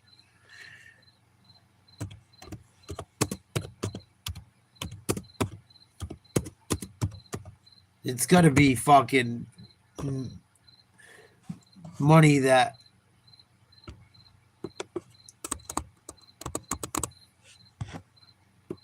you got to be an idiot not to do it. $10 million a year.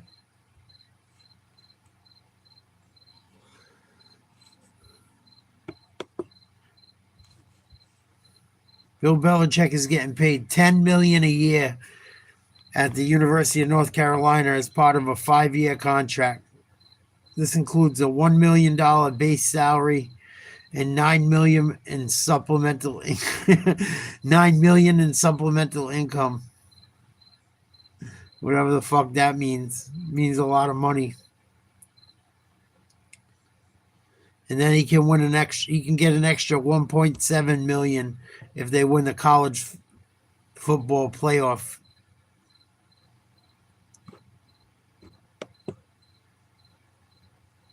Fucking nuts. Nuts.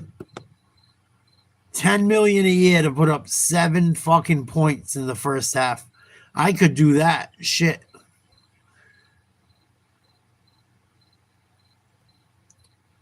He gets 200,000 if he wins the conference championship, or if he goes to a conference championship appearance.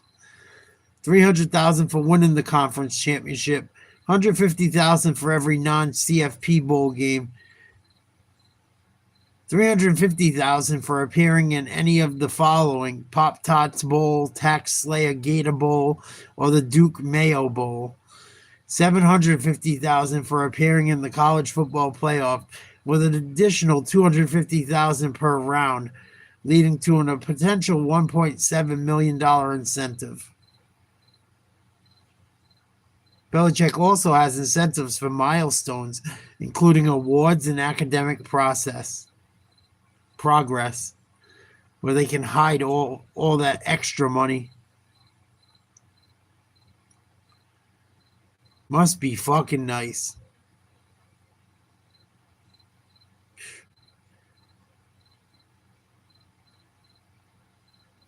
Dion's making more than him. That's fucking nuts. Kirby Smart, 13 million at Georgia. Ryan Day, 12.5. Oh, of course it is. He's a fucking bomb, dude. What are you talking about? He only won 7 fucking championships with the greatest quarterback ever.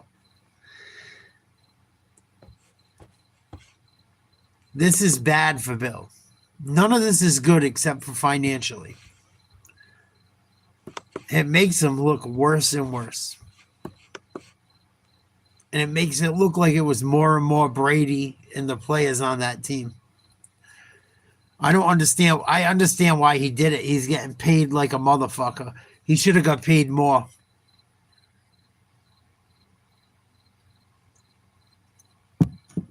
It's already happening to Dion, too. That Colorado team the other day, they look fucking terrible. I'm being honest. That Colorado team the other day, they had 3 turnovers that were on Georgia Tech. It wasn't like Colorado forced them. Self-inflicted wounds by Georgia Tech. And Georgia Tech still beat them with 4 turnovers or something like that.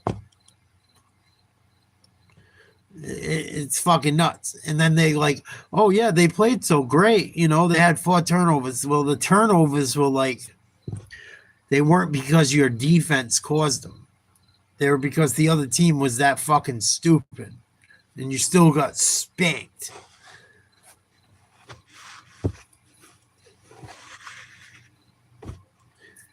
Oh, it's a bad fucking thing, Connor. I mean, come on. I mean, it's hard to say. You know, I'm getting older in life, and I still like beautiful young women.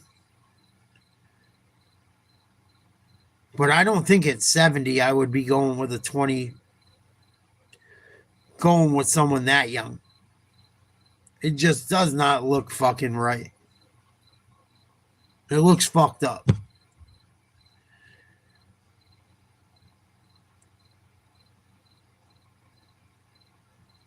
But people have been doing that shit for years. I mean, Hugh Hefner, fucking Ric Flair, this one, that one. I don't know how to perceive it. I'm not a fucking millionaire.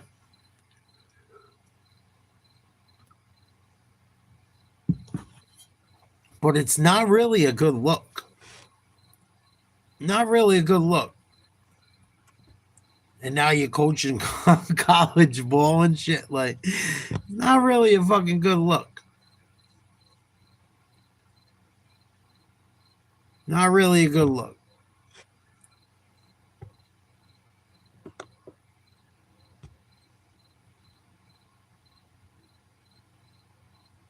And I don't think it was just Bellichek. I think the Patriots are cheap. Patriots have so much cap room they still haven't spent. I think they're just holding out for the right time to spend it. I don't think it was like where it used to be with fucking Tom. And obviously Tom Brady was taking tons of hometown discounts. Brady, you got so many guys making more money than Brady ever made for 1 year. Nowadays, it's pathetic. It just doesn't look good. I don't know. There's a lot of beautiful older women. If I was 70, I don't think I need someone in their 20s or their 30s. I might go look for a hot cougar in their 40s or their 50s. Because, like, dude, what are you going to have? You know, that girl's crazy. Like, she's going to say whatever she's going to say to fucking keep herself in the mix. Soulmate, yada, yada, yada, yada, yada, yada. But how much do you think her and Bill Belichick really have in common other than the arrangement they have? It's an arrangement. People can say it's not an arrangement. Every relationship is an arrangement. You pay one way or another. Especially as a man. She's all right. I mean, I'd slap her around right about right now. Because I ain't got none in a while and shit. She's not great. She's not terrible. If I was 20 years old, I'd probably feel differently about it. Here comes TCU. Off to the races. See ya. I told you. Kickoff return for a touchdown. TCU. I told you TCU was going to come out, punch him in the mouth. This would be over. I told you guys. I could tell how they fucking went into the halftime. Blocking downfield. Great effort by Eric McAllister, who you'll see helped spring this loose to make this instead of a 20-yard game. A play that goes all the way to the house, but the guards did a nice job of picking up the blocks, and that opened up. And this is an offense again that focused on becoming they just more took it physical, to the house to open up the half. I told you to run the ball for this offense to work, and it's a great way to start this second half. That makes it a pretty good TCU debut for Barnes, who is a I've called almost every game so far in college. Even Notre Dame. I knew Notre Dame was going to have trouble yesterday. Going down to Florida. Playing Miami at home. Carson Beck's there. Livy, whatever her fucking name is. That place was going to be all hype. Carson Beck's like a fucking 8th year senior. He's like 30 years old. Making a fucking major money. I didn't like him at Georgia. I was so pissed Georgia kept him. Like, get rid of this fucking dude. He's been 25 for 5 years. He's never done shit.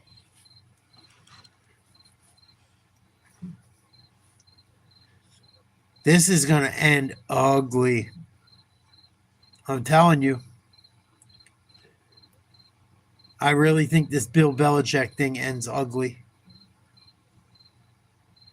27-7 TCU. And then you see it play out right before your eyes in an opening game against Bill Belichick. Oh, that was a run? Oh, I thought it was a kick return. It was a touchdown run. 75-yard touchdown run? Oh, Belichick's going to lose it. His son's in charge of the defense. Kick returned to about the 25.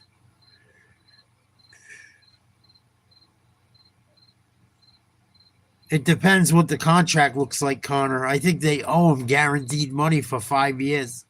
He's 70 years old. And like I said, it's going to take a year or two at least. But even you look at Dion. I watched Colorado the other night. I almost got fucking sick. We covered the whole game. I was like, wow, that was fucking terrible. Georgia Tech shouldn't have done what they did to him. It was in the afternoon. It wasn't at night. But... Oh, no, it was at night. It was fucking bad. It was over by half. 1st and 10, North Carolina. Play action fake, lefty quarterback. I don't think Bellichek likes that shit either. And it looks like it on the offense. He scrambles out of bounds, takes a big hit.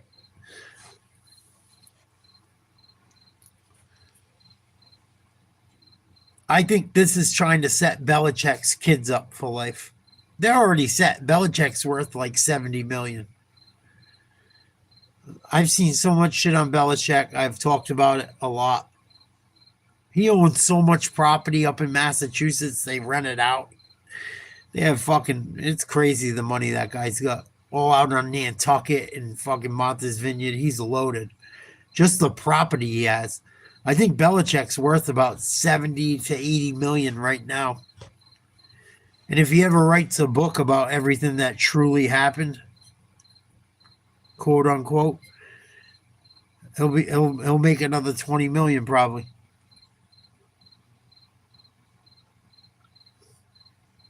But I haven't been sold on fucking Bellichek in a long time. I told everyone it was Brady, not just him. A lot of people thought it was just him, not Brady. Oh, there's a lot of old school guys like that up here. 3rd and 4, shotgun. Draw up the middle out of the shotgun, nothing. Gain of 2. Horrible play call. You don't got fucking Brady back there or Gronk or anyone. They just fucking ran it. That was horrible. Why would you even run? 3rd and 4, your run game hasn't done shit since the first quarter.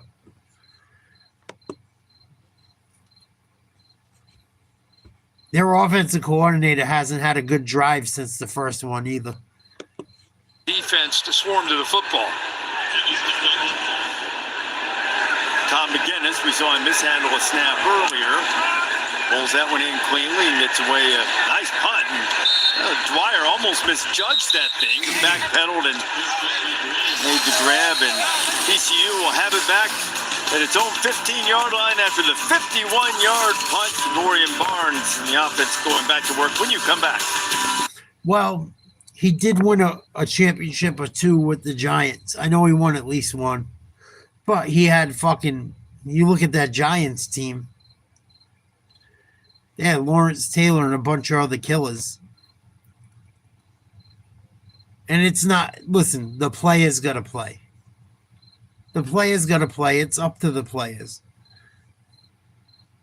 To a degree. I lost all my respect for Bellichek. You want to know when I lost my respect for Bellichek? When he benched Malcolm Butler. When he benched Malcolm Butler against Philadelphia, when Malcolm Butler got brought back to the team, was having a kick-ass season, and then lets Nick Foles go out there and fucking throw for like 400 yards because he don't want to play Malcolm Butler because of some fucking gripe.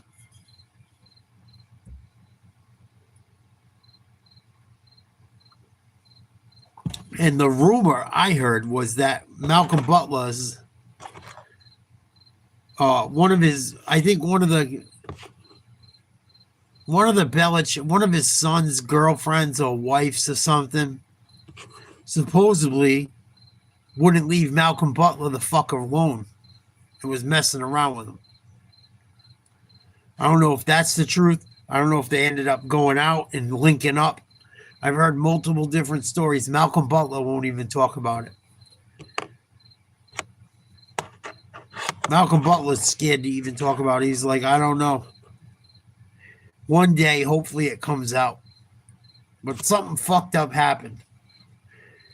Where he was out fucking around and I don't think it was just fucking around with anyone. I think he fucked around with one of Belichick's family members.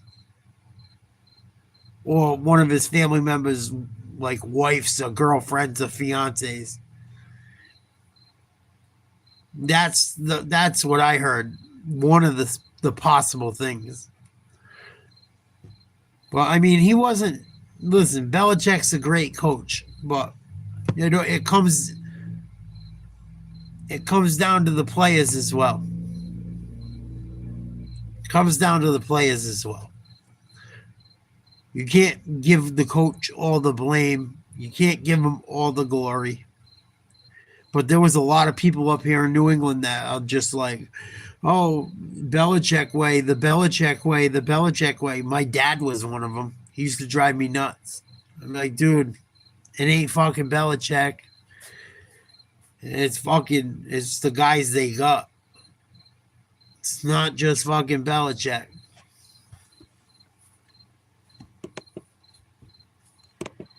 At any level of football, Taylor.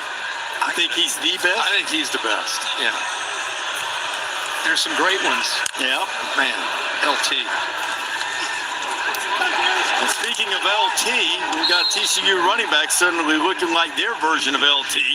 Jeremy Payne meeting with Damian Tomlinson. You know, the last time North Carolina and TCU played, but Damian Tomlinson, freshman year, held 45 yards. TCU lost. They were trying to get their first victory over Carolina in a 20-point lead early in the third. Last time TCU had a 100-yard running back was Monty Bailey back in the 23 season. He had 150 yards, and tonight Barnes had already at 111 after that big run. Two backs in there, Trent Battle, and there with Jeremy Payne now as Barnes after that long run's getting arrested. Payne is a guy that they tried to use like that a couple of times tonight. He is a good receiver. Caught a dozen balls. TCU scores here. It's good night, Billy boy. Second down and 11. We're only 11:25 into the third quarter. This is fucking catastrophic. Your first home game, you can't fucking keep it close. And the ACC ain't as good as it used to be, don't get me wrong, but they still got enough teams that are going to fuck him up if they don't wake up.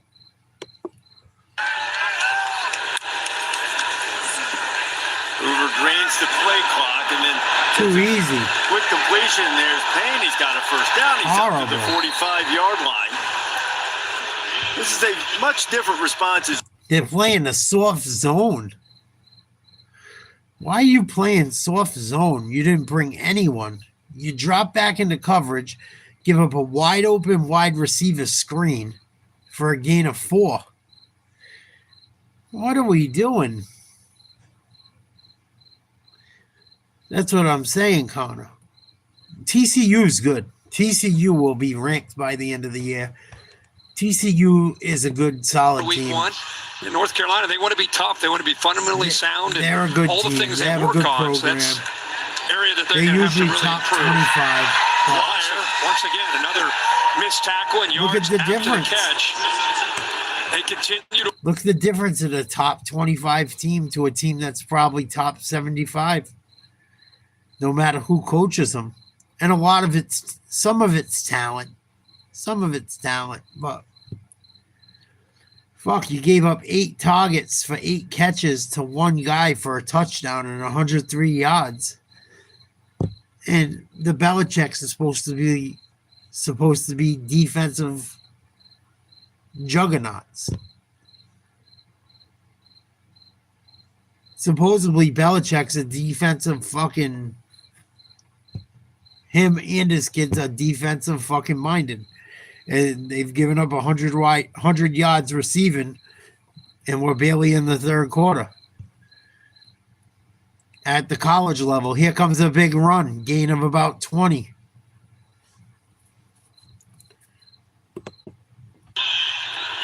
Is starting to lean on them, but there's a penalty here. Could have gotten that on either guy, either Taylor Whitfield or the receiver, Manjack, 14. Oh, I don't know about that. Penalty. Repeat second down. Haven't seen too many mistakes. You know, I mean, Purple's not been going backwards much at all. I mean, this has been, you can see the... And I agree, like, even though Notre Dame pissed me off last night, they were on the road. They hung in there. They were doing their fucking thing. They just ran out of time. This is nothing like that. He's 24 of 30 for 227.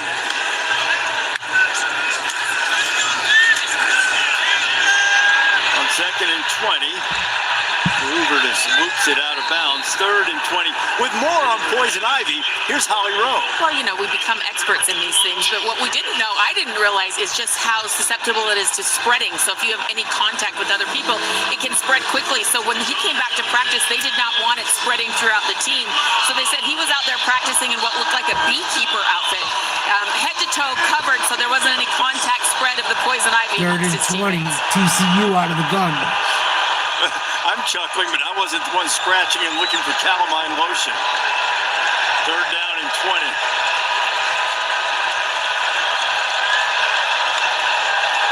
Playing 3 deep. Hoover right down. Wow, he got it. Dart. And You're playing 3 deep and you got picked apart. The heart and soul of his team, and he's a little slow to get up. It's a pickup of 21. 3 Boy, did he deep. take a shot, Kirk. Yeah, he And really they still did. got a first down. What you see on is a 21. linebacker that ends up blitzing, showing blitz, dropping, and the result is look at the open space. Nobody reroutes him. He's just walking. That's almost like against air. The big hit comes in there late. But you can see all that space in the middle of that defense. Good, quick read by Bellichek don't have the guys to play zone. They've been playing zone almost all night, and they're just getting destroyed. They're getting destroyed in man too as well. TV timeout, first down. It was 3rd and 20, and they just converted. Receiver at tight end down for TCU.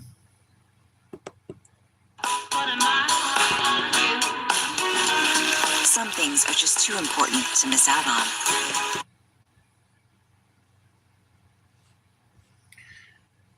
Yikes.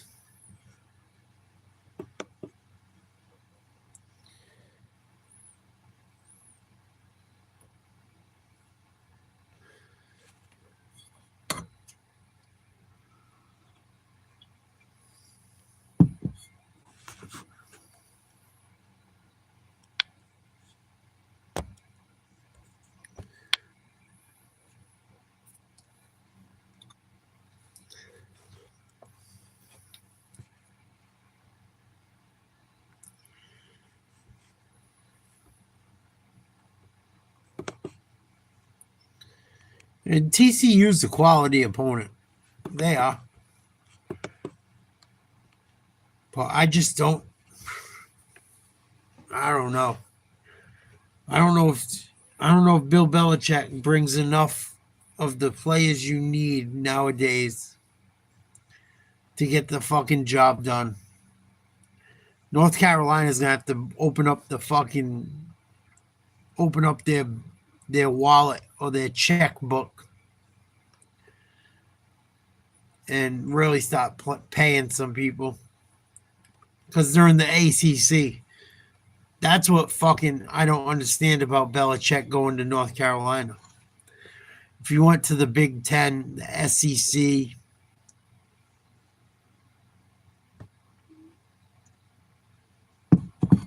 and had more talent, I think it would be more advantageous.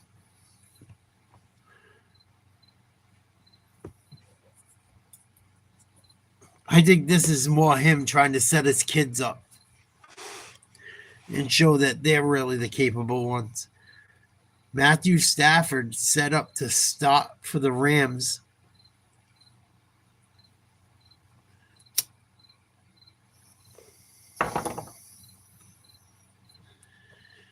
Man, TCU is putting the fucking beat down on Carolina right now.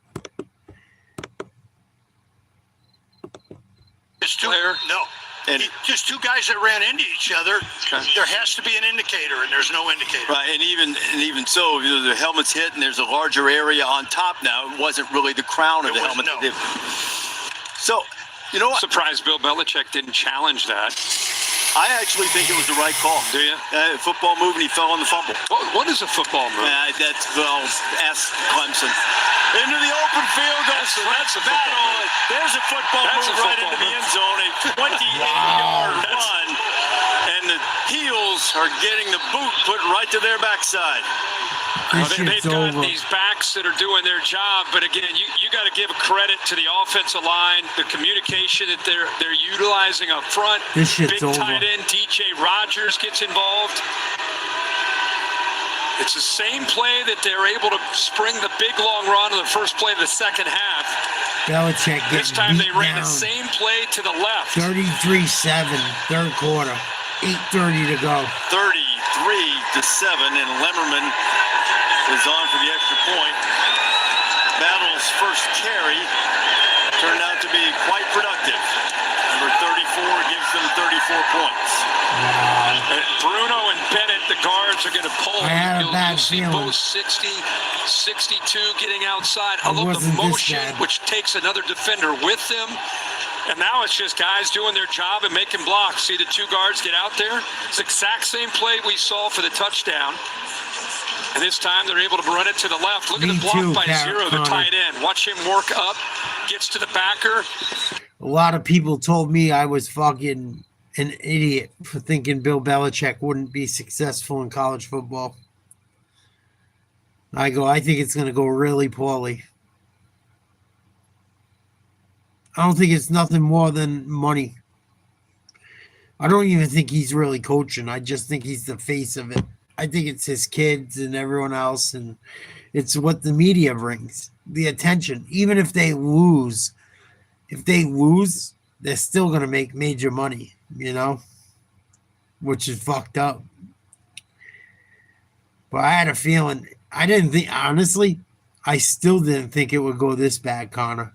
This is fucking as bad as it could go. I thought it would go bad. I didn't think it'd go this bad, though. This is fucking catastrophic. With Andy Avalos now in their second year in the system. They can't make a stop. He's fired up because they've been playing well. They've been getting some plays for negative yards, allowing their third down package to get creative, winning the battle at the line of scrimmage, relying on Bud Clark to beat here on 3rd and 6, jumping this route after showing the cook. I told everyone all summer long this shit is a wrap.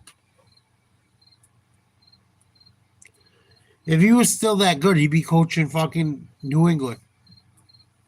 If he was that good, he'd be coaching New England. You think he's going to spend money in college?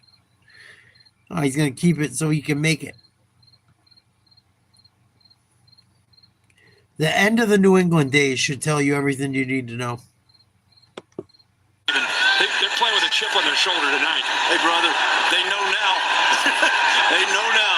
Gio Lopez, he had a completion, and it just popped away from Chris Culliver, and it's been that kind of night. Boy, he did such a great job of playing off the quarterback scramble. He's way to the right. I don't like left-handed quarterbacks either. I don't know too many left-handed quarterbacks. Even Michael Vick, people were afraid of him because he was a lefty. This is the first time Belichick's ever had a lefty quarterback. Gio Lopez hasn't done shit, hasn't completed a pass since 2 hours and 8 minutes ago. Pathetic. Lopez gets hit, and it's a strike that he threw in there nicely to Hood. Hood took a big hit, 15 yards. He's a little slow to get up. Lopez took a big... Well, he did complete a pass to the defensive back of TCU for a pick 6. And I don't get it because UNC's got a fucking huge line. Their left tackle is 6'9", 330 pounds. Get some fucking nuts, big man. Fucking pathetic. 6'9", 330, and you are a bitch. Fucking punch someone in their mouth. What a fucking duck. This is going to be horrible. I'm telling you. I told everyone.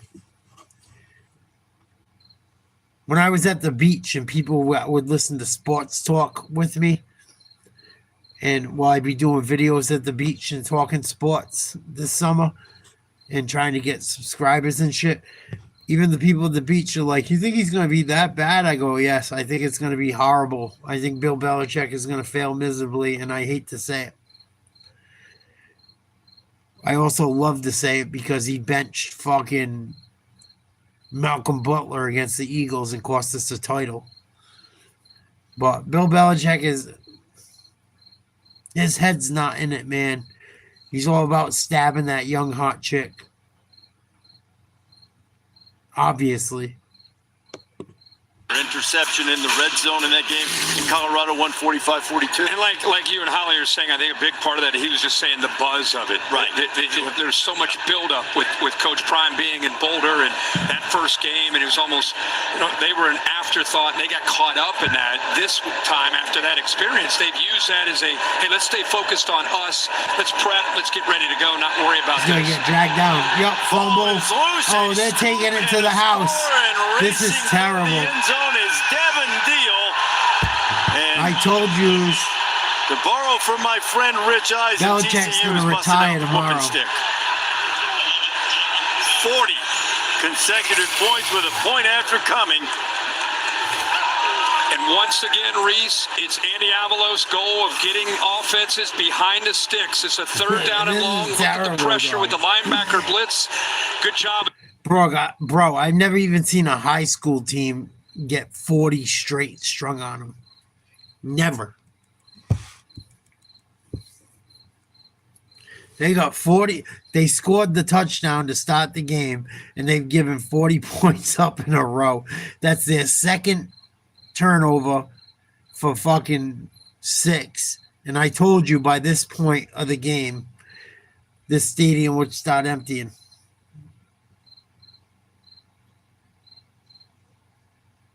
No one even seems like they're on the same playbook since the first fucking drive.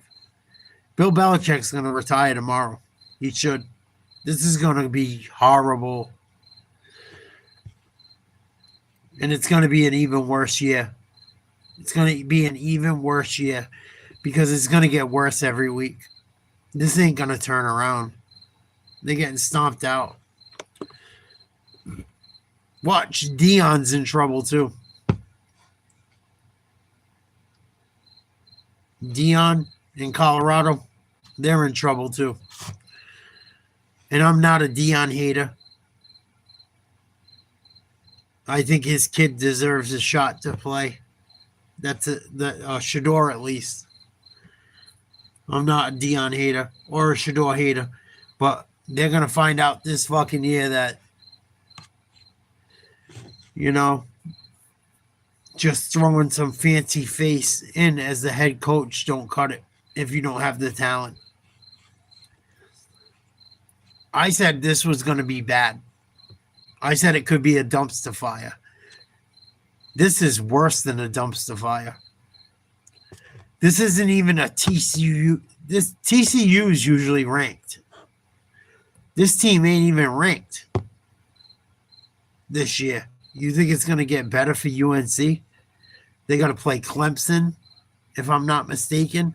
They probably got to play Miami. And they probably got to play fucking South Carolina, if I'm not mistaken. I'm pretty sure they're still part of the ACC. This is going to get ugly, like Bubba Sparks.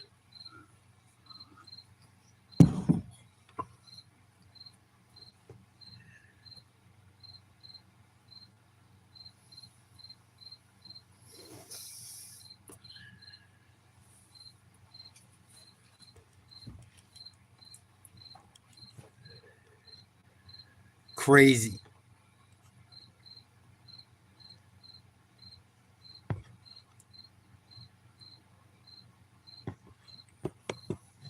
Bill's going to be fucking... Now, right? Now, this is what I want to talk about. For real sports heads, I know there's not a lot of people in here. I don't give a fuck.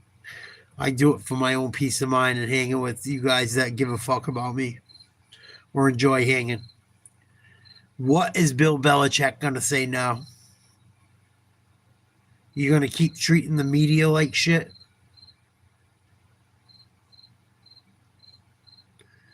You know what I'm saying, Connor? That's where my mind's going already. What do you got to say for yourself now, Bill? You know, he keeps throwing the Crafts under the bus for not spending money and this and that. Oh, it was the Crafts.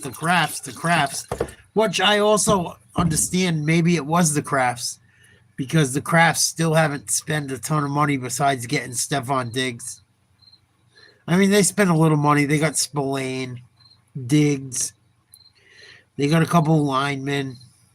We drafted Campbell.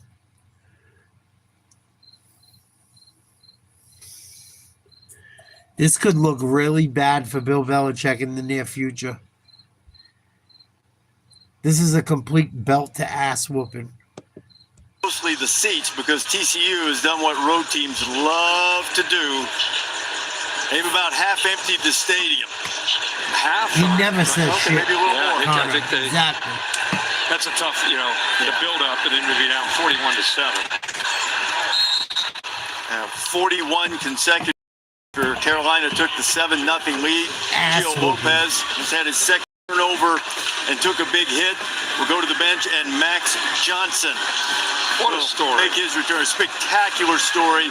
He's been around, started his career at LSU, went to Texas A&M, been through coaching changes. Both of those two places, coaches changed. It happened here at Carolina.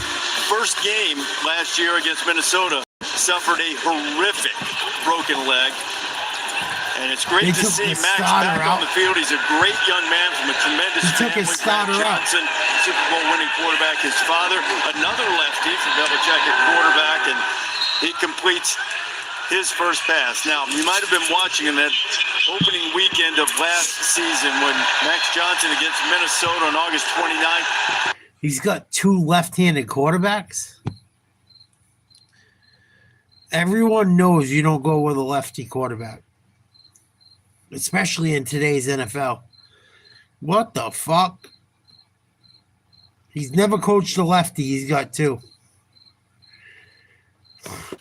Physically doing very well, and it's just great to see him back out there and getting to play. Tries to give Carolina something to feel good about. It was behind the line of scrimmage. Johnson spent 9 days in the hospital after that horrific injury, had a metal rod inserted hip to knee.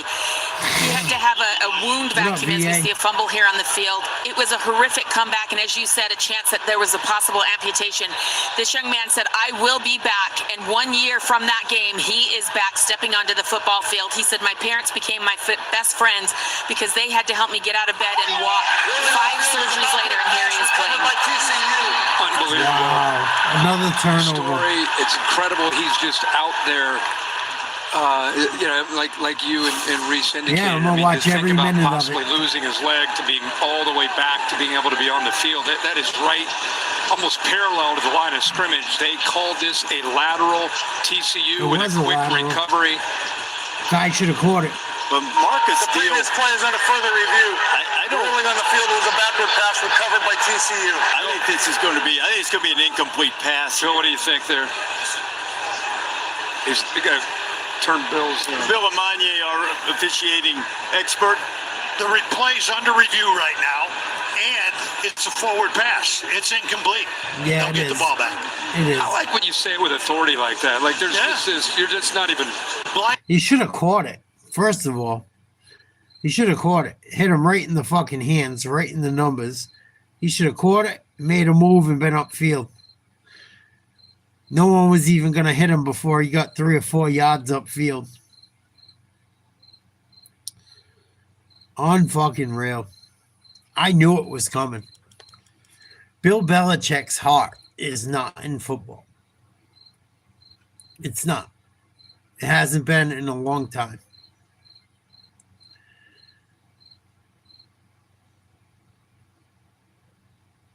Almost everyone, Connor. Almost everyone. And they got a lot of receivers looking for fucking flags when they're hand fighting and shit. I don't like any of the play calling from Carolina whatsoever. Even defensively, they've played so much zone. So much zone. They haven't tried to get after the quarterback whatsoever. And Belichick's supposed to be a defensive fucking genius. Like, I'm not saying you gotta run fucking blitzes from every position all the time, but they're back in fucking zone constantly. Constantly. 3rd and 8 for North Carolina. 41-7 TCU. This is fucking ridiculous. Oh, he just got clobbered. He hung in there, though. Hung in there and completed it. Poor bastard almost got his... This kid almost got his leg cut off last year. Nuts. He's got more balls than the regular QB. Put him in there then, coach. What the fuck? He's gritty. Put him in. What the fuck has the other guy done? You gonna put him in now? Put him in earlier.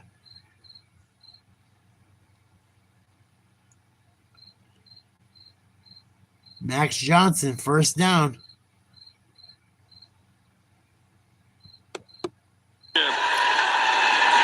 Kirk, that was their first 3rd down conversion of the night. Max going back to work. They'll take a Nice shot. throw. Got him. There. It's complete. Making the grab is Javarius Green. His first catch of the night. And Max Johnson's giving him a little late spark with a 39-yard completion. Boy, does a good job of using his eyes this way to try to hold the safety and then take that shot down that left sideline. And by doing that, he held him just long enough. Tomorrow's my birthday, VA. Good job, man. I think we're going to hang out tomorrow and have a party for myself. We'll listen to some tunes and hang out on the live stream. I'm going to have my own birthday party on YouTube. First time North Carolina had the football. This is easily their best drive. Inside 4.5 minutes to go, and see if they got the snap off in time. That's good, man. Delay game. Offense. 5-yard penalty. First down. You know, what you lose in the mobility and the potential threat of quarterback run game, you pick up with having an experienced guy that's taken a ton of snaps, whether it's at LSU, A&M, North Carolina, and allows him to be able to do some things with his eyes, do some things by manipulating the defense. So you pick up the experience. You just don't have, obviously, the ability to move him around as much. Max going to get rid of it. Ooh, big hit. Checked it down to Gauss, and Thiessen into the game and getting in on the hit parade. Thank you. This defense is flying around. Like I said, I think I said it. Bill Bellichek in North Carolina are getting their fucking asses beat by TCU. 41-7. Thank you, Connor. Corners are right there where they needed to be, unless it was a play where you create. Until Johnson made that throw down the sideline. Gauss has it. No running room. It'll be 3rd down. Now Max Johnson getting his opportunity on the lap. 41-7 TCU. North Carolina scored on their first drive. Went like 85 yards or 80 yards, I want to say. Looked brilliant. North Carolina scored, went up 7-0. Ever since, TCU's put up 41 straight points, beating the piss out of them. Bill Bellichek and his team are going to have a long fucking year if they don't get it together. They look like dog shit. Bellichek, you can be the guy. Dog shit. A third down play coming for Freddie Kitchens. It's been a frustrating night, a frustrating debut. Certainly not what North Carolina fans had hoped it would be, not what Bill Bellichek hoped, but he was pretty candid that he didn't know exactly what this was going to look like for a while. There are two sides to this. One, this is a long-term vision from North Carolina. In the immediate vision, you want to give TCU all the credit in the world for coming in here and being as dominant as it has been. Yeah, TCU looks to be a incredibly seasoned team. You know, you mentioned the amount of numbers that they have coming back, but I think you have a quarterback in Josh Hoover. This is a team that has big aspirations for this season, and they've shown up ready to play tonight. The thing that I think with Bill Bellichek and all the hype and hoopla about his team, you know, sometimes you look at 70 new players that are trying to gel. Bill Bellichek coaching in college for the first time. I'm really interested to see that this next quarter and 2 minutes and 45 seconds with Max Johnson, more of a veteran, like I said, what he can do here with this team and see if he can help this offense kind of calm down. Another one right on the money. Completion is going to bring up fourth down and short. That's Gauss again, running back, who's proven a reliable target out of the backfield. If nothing else, what you've seen since he's been in here is he's getting the ball out quickly, and he's making good decisions, and he's throwing the ball accurately. You know, and it's really all you want to see. They haven't had a whole lot of success at all throwing the football, but that's his strength, coming back, getting back, and how you doing, buddy? Putting the football right on the money and getting it out quickly. So 4th and 2 is my birthday's tomorrow. We're going to hang out and celebrate. See if they can put another one into the end zone. Maybe salvage a little consolation prize. Pushing straight ahead. Goss got up here, and they'll move the chains for the first down. Well, Bill Bellichek always talks. Yeah, I'll be live tomorrow. It's my birthday. I'm going to throw myself an online birthday party because I deserve it.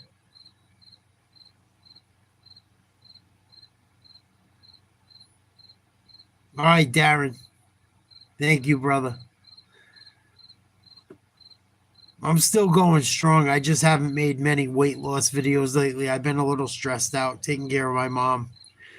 And I don't have a lot of support as far as my family. So I got into it with my brother a little bit the other day for not being helpful. And so I just been trying to decompress. And that's why I haven't made too many videos lately. But we'll be live tomorrow night. He's able to break contain, still showing he's got that mobility despite that devastating injury, and that's their difference maker on the perimeter. Jordan Chip won. I mean, if you're going to find a guy that can win one-on-one, sit in the soft spot in the zone, just kind of have some natural instincts, clearly there's Chip and there's everybody else on the perimeter for Carolina's offense. First and goal. And down toward a half minute to play in the third quarter. Carolina trying to get one in. Max Johnson fires, touchdown, and it's his brother Jake. That's great. Johnson to Johnson puts one on the board for the Heels. Now that was a great drive. I mean, that's what you want to see when you're down 41-7 and more than half the stadium's emptied out. This game's over. And you got a team that's still out there fighting. I mean, you can build on that. Darren. You can build on that. You can watch the film, and you can use the example of Max Johnson coming in and providing a spark and using the experience that he has to be able to make the plays and throw the football accurately. 6 of 7 on that drive. First time he's found his brother. They played together at Texas A&M prior to coming here. Oh, what a Donnybrook. UNC finally scores again. 41-14 TCU over Bill Belichick's North Carolina Tar Heels. Has not been pretty for North Carolina. That was a good throw. This kid's decent. He's got an incredible story. Maybe Bellichek should throw him in. Maybe that's what they're looking for. The great white hope. Wouldn't fucking doubt it the way the world works. Both of the Johnson brothers have crazy stories. I shouldn't say that. But I'm not impressed with North Carolina tonight. I thought they would look far better than this. Oh, it's Brad Johnson's kids? That's nuts. He won a Super Bowl with Tampa Bay. Head coach, and not a lot to smile about for the Tar Heels, but I think with the Johnson family, just seeing Max back out there and seeing the brothers hook up for a touchdown makes it eases the sting a little bit, I would say. Like I said, I mean, at 41-7, this game's over, but Buccaneers had a hell of a defense and a fullback and running back as well. Losing the job to a first-year transfer, and then instead of going in the tank, he just kind of kept prepping and kept thinking maybe he'd get his chance. And in the opening game, who would ever think you're down 41-7? You get a chance to come into the game, and that was the best drive other than the opening drive, by far the best drive we've seen all night from North Carolina. And it was the execution that stood out to me, and clearly knowing where to go with the football and not even thinking about being down in the game. He just went out and executed and led his team to a touchdown. Looked good. Now TCU is it back. Kavorian Barnes, who had the long touchdown run to start the second half. That was really the one it was a knockout punch for Carolina. It was 20-7. We were trying to make the point that they needed to make a stop there. If you get a 3 and out, you get the ball back. Who knows? But yeah, that was. Instead, he went 75, built it to a 20-point lead, and TCU has poured it on ever since. Wow. And the end of the third, 41-14, TCU. All over North Carolina. Complete Donnybrook. How do you guys think Bellichek ends up? You think he makes it to the end of his contract, or it's a wrap?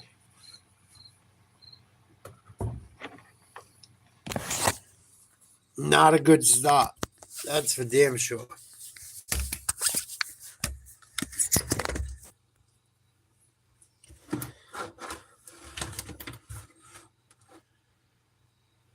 Not a great start to the Bellichek era.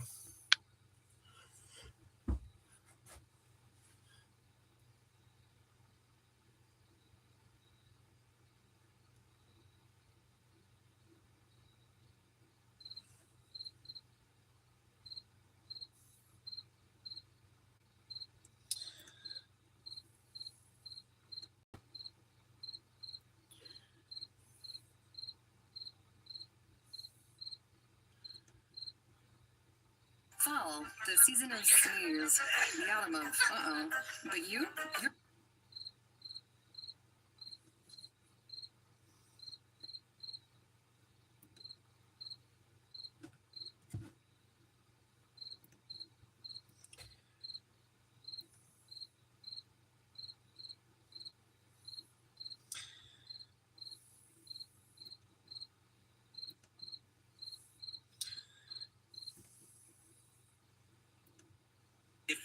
oh snap.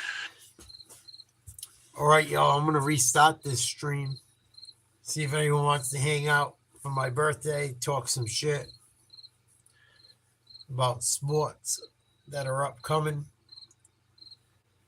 Well, I'm done watching this game. This shit's a wrap. I'll be back on in a minute.